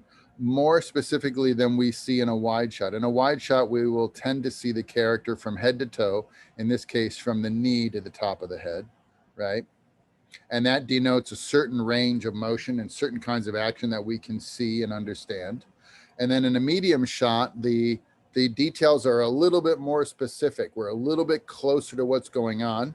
We still see action, but we see action with a little bit more detail, which is giving us a little bit further understanding of what's going on within the frame, right? We have a general sense of what's going on, and then we have a little bit more detailed sense of what's going on, until we get to a very narrow field of view represented by a close-up, right? And in that frame, in that relationship of the character within the frame as they relate to others within the movie or to the audience, we learn even greater information than we got from these other two perspectives, right? In a close-up, we are hearing critical dialogue. We're seeing critical information, right? The time on a watch, the print on a letter, or the words in an article, or the most important thing this character is going to say in the scene is going to happen in a close-up, right? So in this frame of reference, very close shots are going to be close-ups of characters more than likely, because we don't get close-ups of pretty much anything else. If I wanted to show you what time it was on my watch, we would call that an insert, and then we would get a shot of the watch that's so close to the watch face that we can see the hands and we know what time it is. But on an inanimate object, we don't call those shots close-ups, we call them inserts, because that watch face doesn't play any other part in the scene other than for us as the filmmaker to tell the audience what time it is. So we insert that shot to give them that information in an insert form of a close-up. But a close-up of an actor is part and parcel with another series of shots that have introduced to that person, shown them enter the scene in the world in a wide shot, given us some specific action and detail, and then given us their critical dialogue in a close-up framing. So we call shots of individuals close-ups and shots of watches inserts, okay? It's an important distinction, I think, when you're talking about the vocabulary and the language usage on set between a director, for instance, an assistant director and a cinematographer. Show me a close-up of the girl. Show me an insert of the watch, right? Okay. If you know what good framing is, then you should be able to identify elements of what we would call bad framing, okay? So is there really bad framing? Bad is a very specific kind of word, right? Bad has a lot of implication that you probably don't intend in your visual composition, right? But we can certainly say that bad framing is framing that is counterintuitive to accepted norms of compositional rules that we would typically use when creating our visual images, right? So what is bad framing in the case of these three examples? Okay, and we can take each one of these as a case in point. All right, so if we take the girl, all right, based on the conversation we've been having this afternoon, why would you think that I would call this bad framing? What do you think? Anybody? Is this bad framing? The third one, the one with the lady sitting down. Okay, you want to talk about this one first? All right, go ahead. What do you got? She's kind of, she's not in the center or to the right. She's to the left, and she's looking. She's looking left to right. So, but does that make it bad composition? No, I'm talked about trying to framing before, and the fact that she's looking left or right, and she's occupying the left side of frame, supposed to have a positive connotation. So why would this be bad framing? I personally think it could be the lighting, because it's like I can't tell where she is. I would assume she's outside because I see a palm tree, but outside just like a white wall of, it just looks, the white coloring in the background just looks really weird and off-putting in my opinion. And I would agree with you. The only thing I'll say about that is I don't disagree with what you said, except that lighting hasn't played much of a role in our conversation today. It's more about arrangement of elements in the frame. So if we were talking about this specifically from that context, the things that I would point out would be these. Okay. First of all, I don't have a problem with her being off center in the frame. That's actually typically what we want to do. We don't want to put somebody in the middle of the frame. We want them to be on one side or the other. They have a choice to make, or they're moving in some direction, and we want to have an indication of what direction that is, right? So being off center to me is not a problem. The things that are problems are these. She's doing something with her hands, but her hands are cropped out of the frame. They're not in the frame, and they're not in a place of hierarchy in the frame. They're not occupying any one of the 4 points of focus that would indicate that this is important. So it's a distracting bit of detail that I think is inappropriate. I might have cropped her hands out of the frame if we weren't supposed to be looking at what she's doing with her hands, right? So they're in the frame distracting me, and that for me is a problem. The other problem is, well, they've taken a pretty aggressive trim on the top of her head, right? Which we call this a haircut. And it's not always a bad thing in terms of composition. But if we're talking about a pretty loose medium frame, we wouldn't ordinarily crop somebody's head off like this. So this is kind of something that we would only do if this frame were much tighter, right? And much more restrictive. So that to me is compositionally maybe a no-no. This is certainly a no-no. And we have a lot of detail in the background, which is sharing, in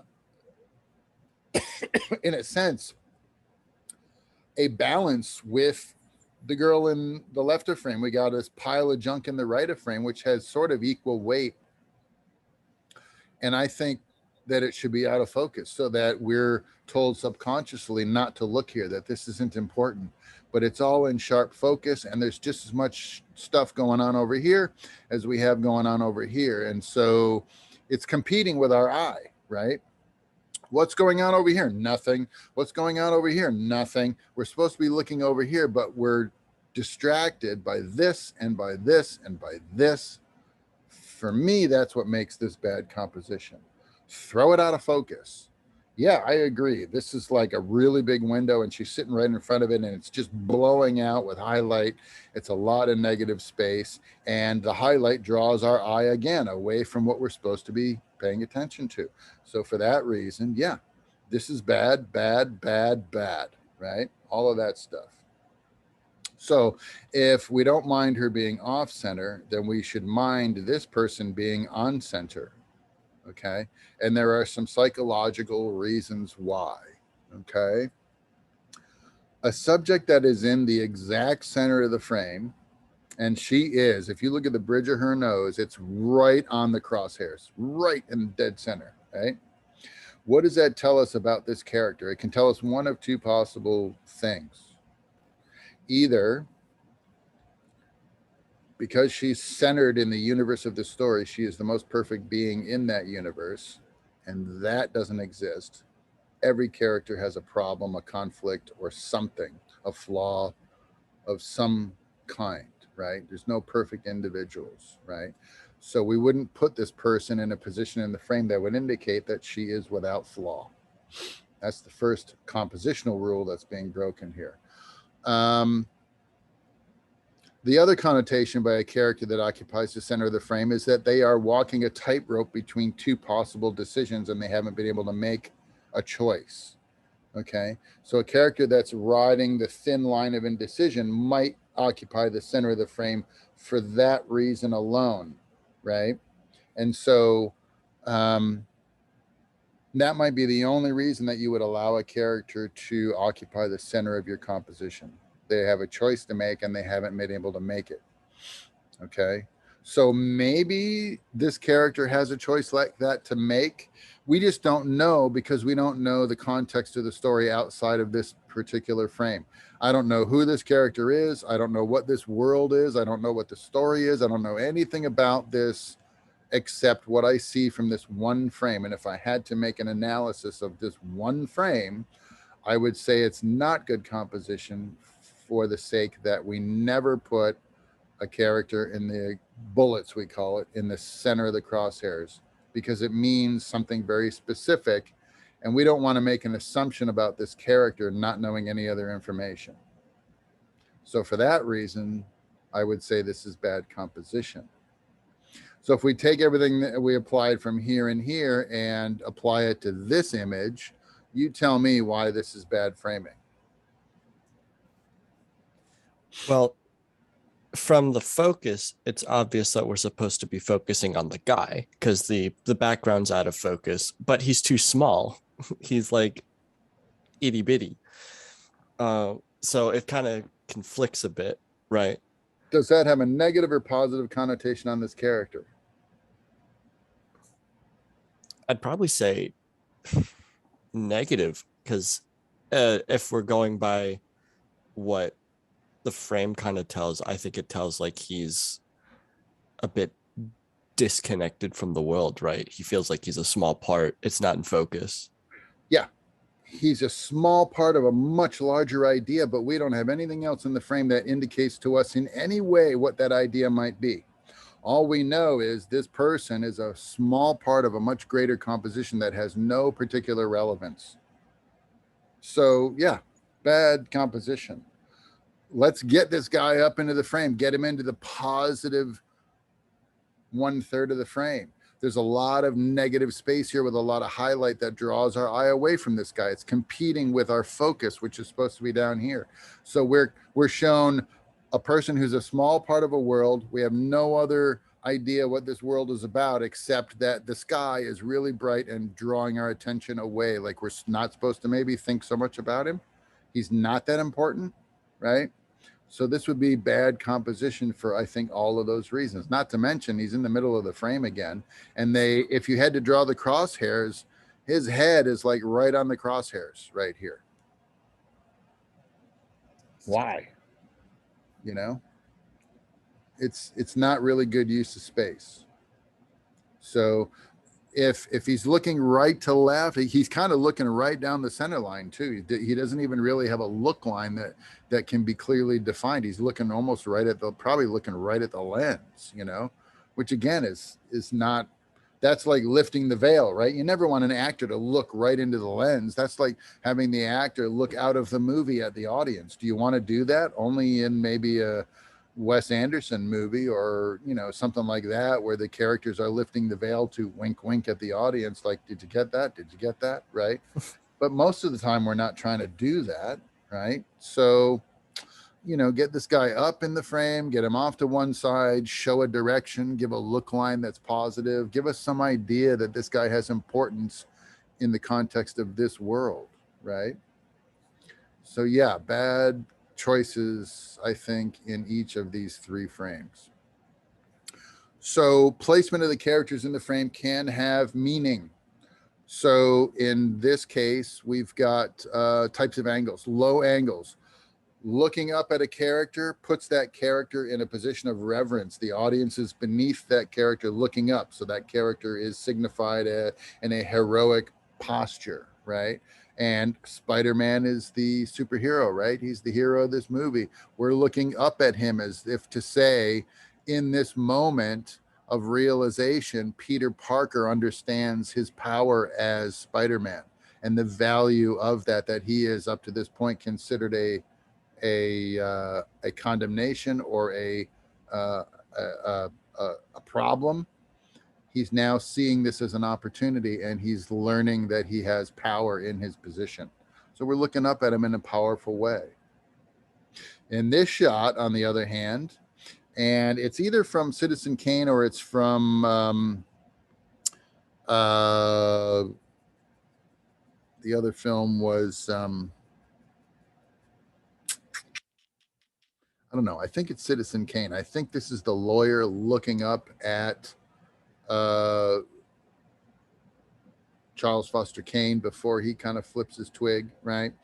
And Charles Foster Kane is the icon of the movie, right? He's the owner and editor of the newspaper. He's got a lot of power. His opinion has influence, and he's going nuts, right?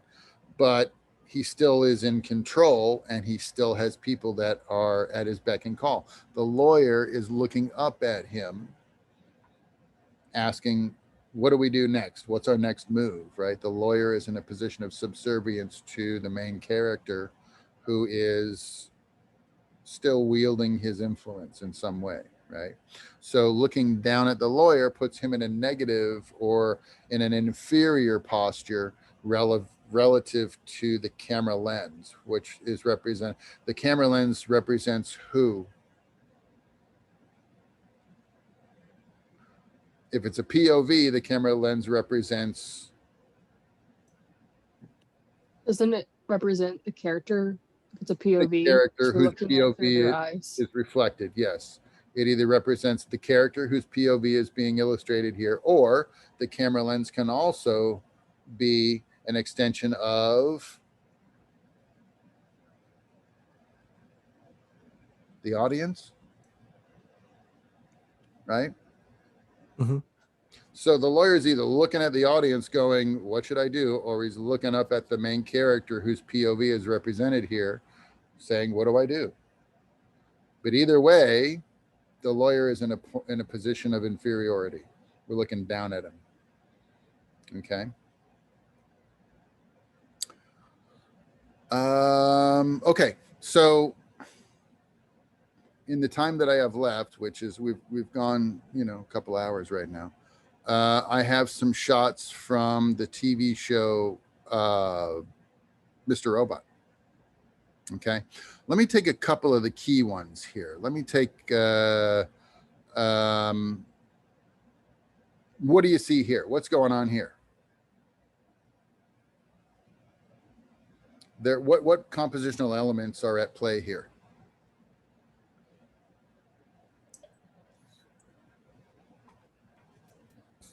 Well, the main character, he's not in the center of the frame. He's on one side. He's on the right, and he's looking to the right. Main character. Mhm. Okay. So since he's on the right and he's looking to the right, from what you've described, it sounds like he's set on what path he's going down. What kind of framing is it? Um, Elliot has been short framed. Okay. Occupying the right side, looking right. Short framing right. Negative connotation, right? But he's supposed to be the hero. Mhm. So what's up with that? We have to know more about the story to start interpreting why that's bad. But yeah, it's not good. It's not speaking well of the situation that these two have found themselves at this point in this story. So yeah, it's negative. Something's wrong, and Elliot's plan has gone foul, right? What else do you have going on in the frame? How about this thing that's happening? You see all these lines? They're running left to right, but they're running downhill, right? They're starting high and they're running low, right to left. Elliot, in this arrangement, occupies a higher space than his sister. She's lower in the frame than he is. By order of importance, the proximity indicates that Elliot is still in the position of power relative to his sister.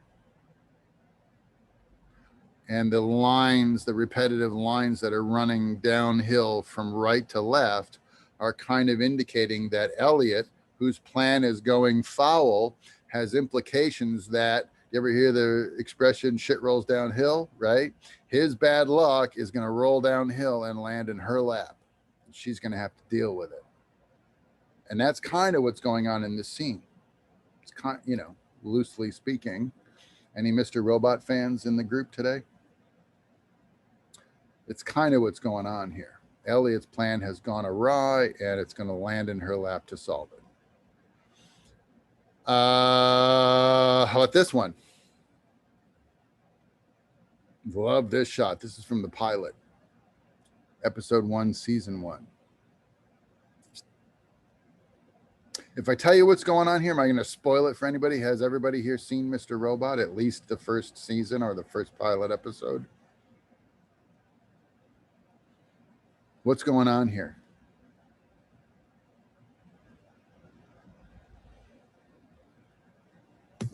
Is it like the idea of someone's? I've never seen it. So is it like a human versus animatronic or something? I have no idea what this is about.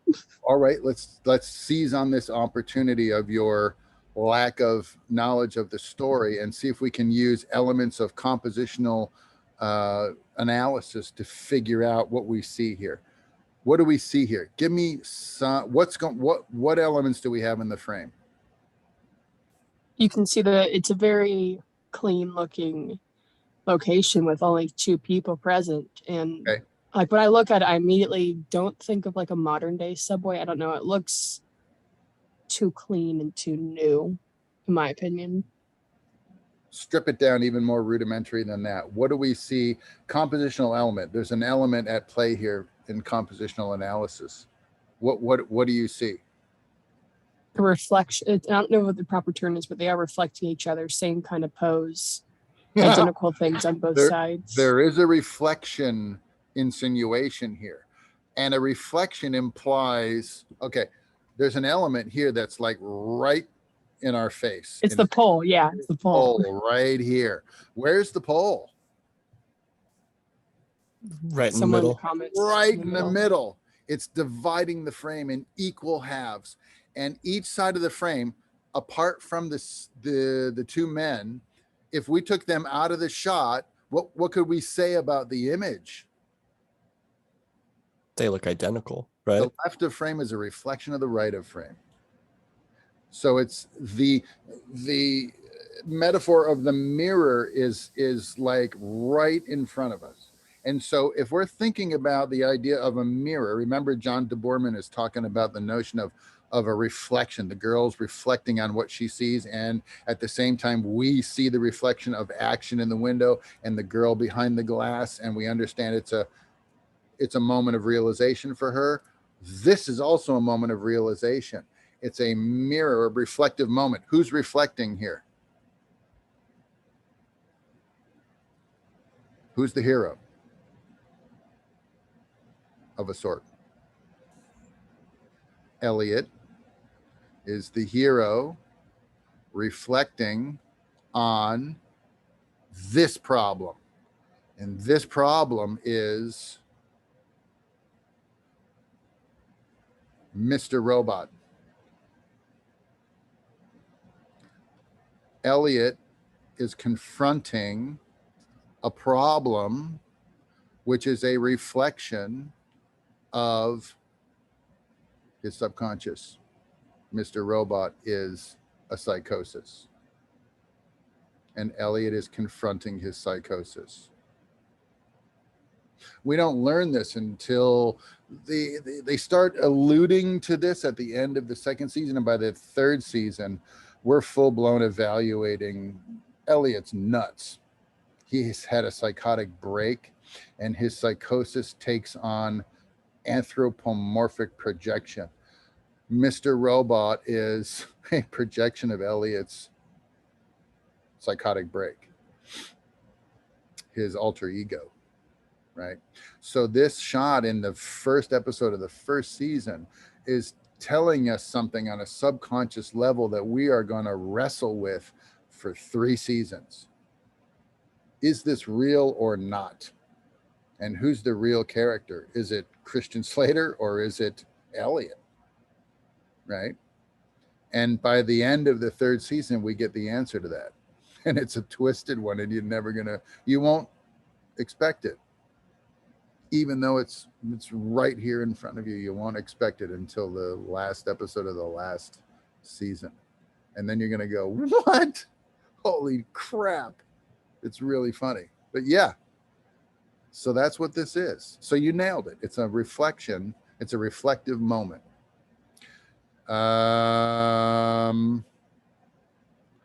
This is an off angle. This is what we call a bird's eye view. It's generally, or a God's eye view.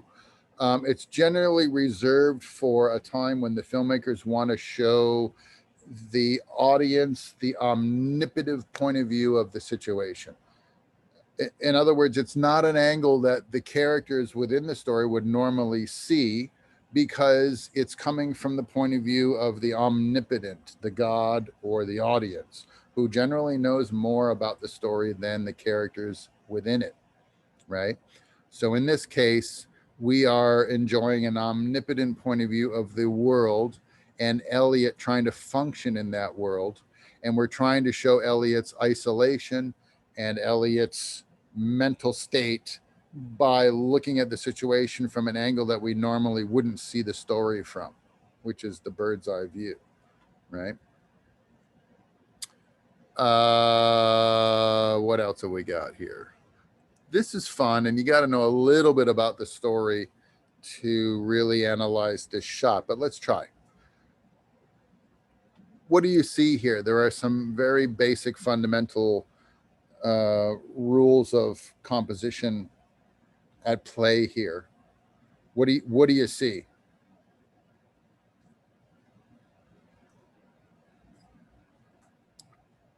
Well, I guess on a basic level, the guy is elevated while he's talking to the woman, which is kind of symbolizing like the power dynamic in that moment.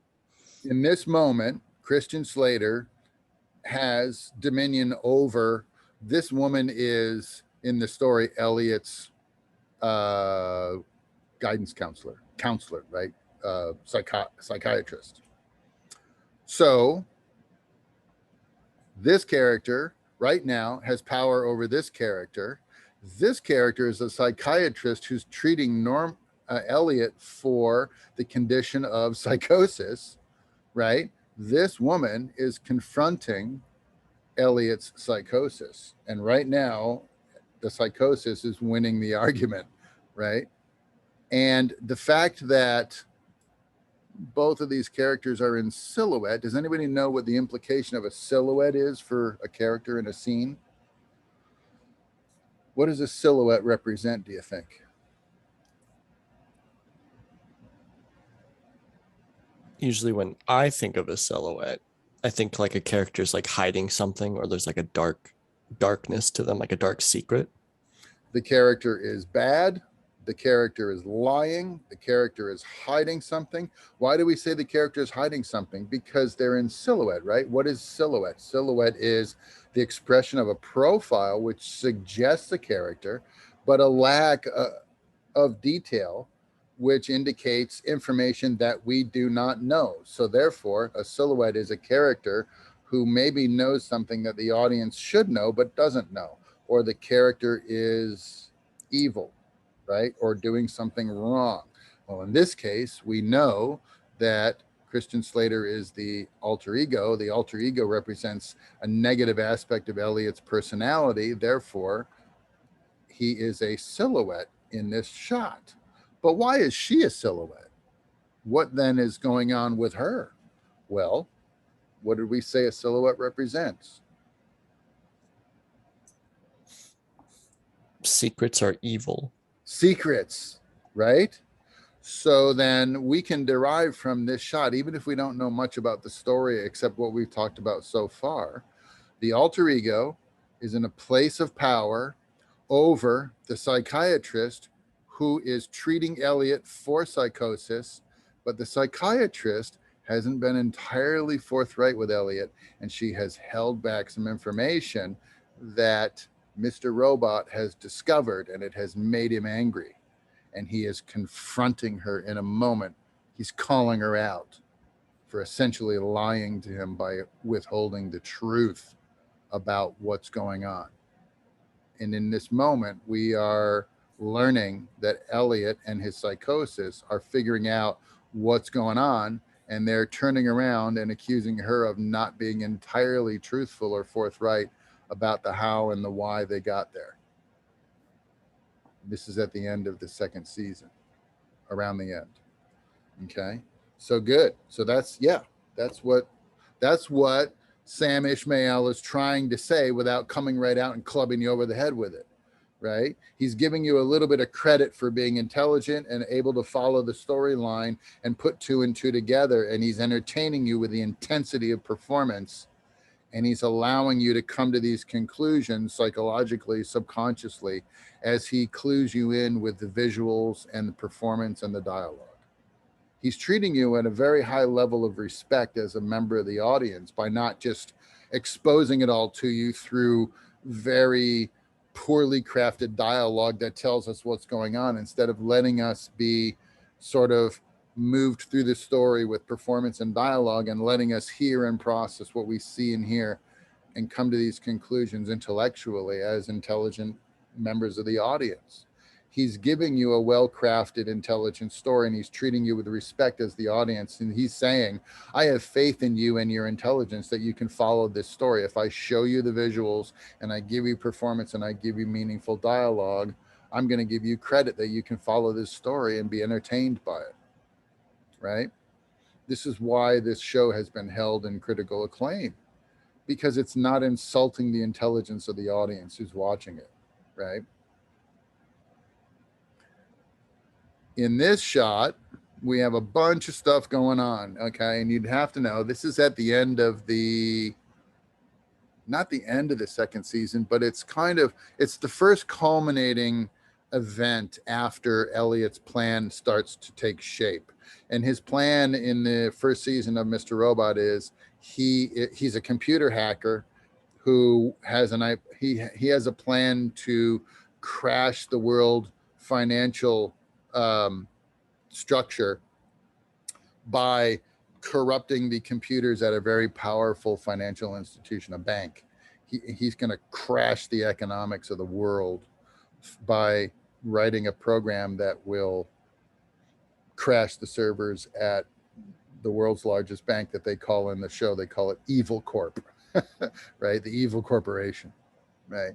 So in this shot, I'll just tell you because there's too much going on and we haven't really discussed Mr. Robot at length, but these are his minions, right? So Elliot, it's kind of like what Edward Norton did in Fight Club. His alter ego assembled this group of minions who are going to go out and bomb the credit card company, right? And this is kind of the same story. Elliot had an idea that took shape. His sister helped him, and throughout the course of the first season, they built their plan. They put their plan in action, and they recruited all these other hackers that are helping them create chaos on the internet. And this is at the end of the first stage of the plan and its success, which is they crashed the first company in a chain of companies that are going to ultimately bring down the downfall of the world financial institutions, right? And so he's kind of walking around the room looking at the fruits of his labor taking shape, right? And we can look at some of the compositional elements and derive meaning. So we talked about color and what it means when we talk about color theory. So what predominant colors do we have going on here?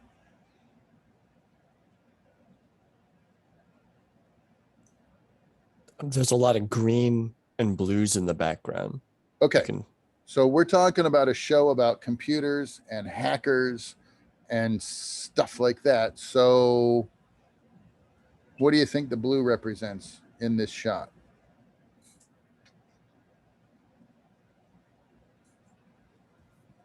How about technology?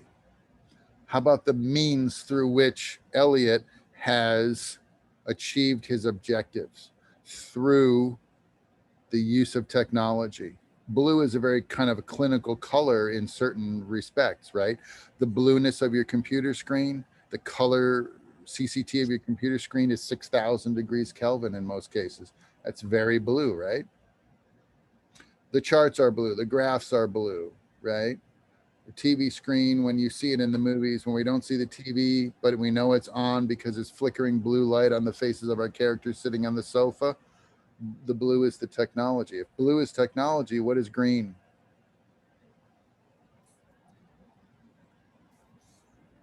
Well, you're saying they're going after like a big evil corporation by crashing like the world economy. So I'd guess the green would be like money, right? Baby, money. He's using technology to gain money or to affect money, right?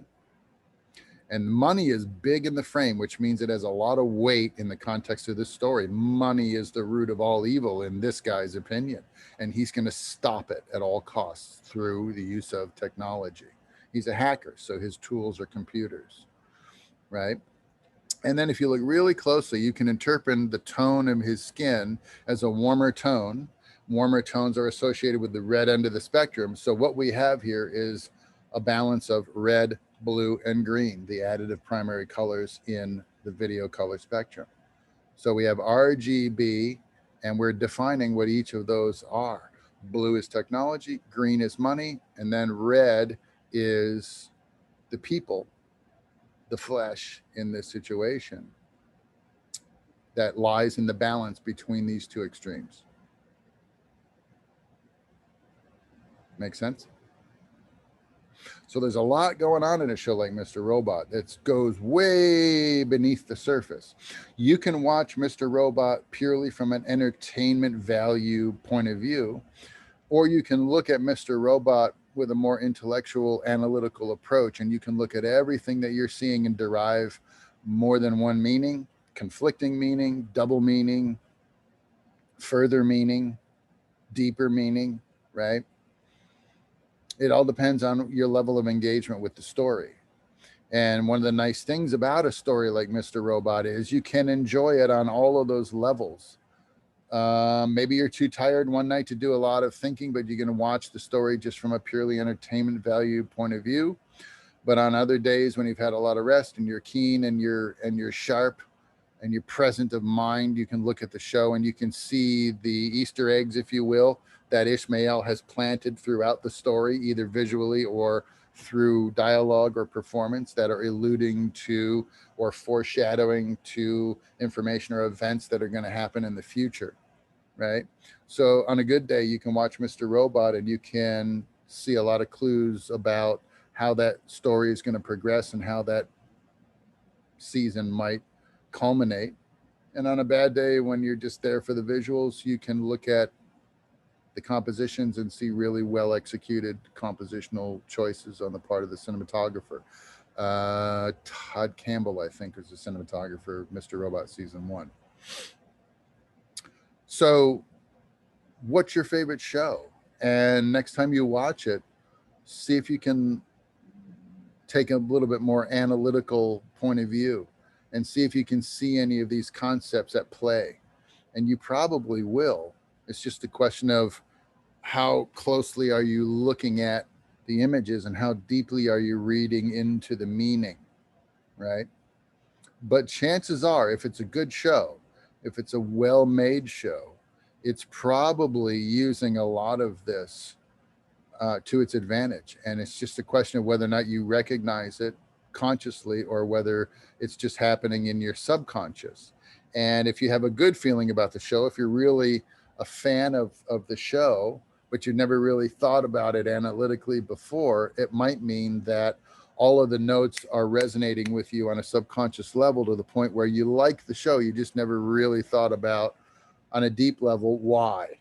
You just know that it's a good show and you're compelled to watch it, but you haven't really given it much thought. So if you do give it more thought, what do you see? Think about it, you know, see if you can analyze and cite or define those specific reasons why, affirm why you like that show.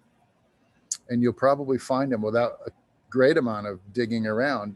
Sometimes you just need to be exposed to the standards by which we gauge or value these shows, right? It would be these basic fundamental composition and framing rules and theories that we're discussing here. See if you can apply any of this to your favorite show and see what you come up with. That's it. That's what I got for you.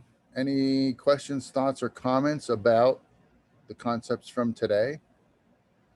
Anything that you'd like to cover for this benefit of the group? we're kind of a small number today. So, okay. Well, it's been a pleasure. I hope this was helpful. I hope the conversation was, informative in some way, or at least gets you thinking in a direction that maybe you haven't gone before. If so, then I have fulfilled my objective. If you have a question or a thought or a comment that occurs to you after we adjourn for today, you can reach out to me through web courses. I think my UCF email is already sort of out of commission, but it works through the LMS. It'll still work through web courses for a couple more days. Okay. Don't forget, you have a final quiz to take by Sunday at midnight. You also have your last assignment to turn in to me before Sunday at midnight. This has been Cinematography 1. I hope that it is helpful to you in some way moving forward, even if you don't want to be a cinematographer or lighting designer ultimately in your career. Hopefully the things that we've talked about have shed a little light on other aspects like editing or directing or art direction that will hinge on these topics without, completely relying on them solely. And I wish you all the best of luck in the pursuit of your career. It's been fun. I thank you for your time and attention. And if no one has any thoughts or questions for me at this time, I think we can safely adjourn at this point for the semester. Two things. One, I wish you best of luck with the next journeys in your life. But also, quick question. Sure. Is the final exam cumulative? If so, what do you recommend that we should focus on the most? It is kind of cumulative, but in some way you've already taken half of the test because of your midterm. So really it's just maybe some callbacks to questions from the midterm, and then it'll be, focused on the latter half of the semester's content. So it shouldn't be terribly difficult. I mean, if you answered the questions once on the midterm and you see them again, it should be a simple process of restating your position. And then focus more on the questions that reflect the new content from section, 1.9 through 2.2, right? Okay, because I know on the midterm there were questions that I was like, I don't remember studying this, like knowing exactly the specs of certain cameras. Yeah, that's the That was where I was problem with stressed. summer. Yeah, that's the problem with a summer session, is that we run through this material so quickly. You have to really do your due diligence on the reading assignments and stuff.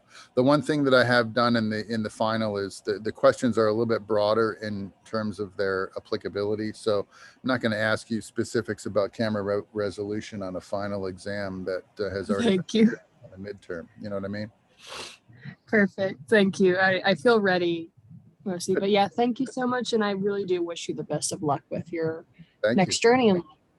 Thank you very much. Fortunately for me, it's a road that I've already beaten down pretty well in the past. So it's more for me a feeling of going home, right, than anything else. So, and I will see some of you at some point, no doubt, on your journey on the outside. So when next we meet, we may be on the same side of a problem, solving it together, right? How fun would that be? So take care of yourself, Professor. And I hope, you don't get in any more accidents. I hope you take care, yeah, right. take care of yourself, sir. I can only tolerate getting hit by a car once, and after that, I don't want any more of that either. Thank you. I appreciate that. All right, guys. Well, on that note, let's leave on a good laugh, right? And have a good summer. Enjoy the rest of your time off, and good luck moving forward. All right. Thanks for your time and attention today, and have a good afternoon.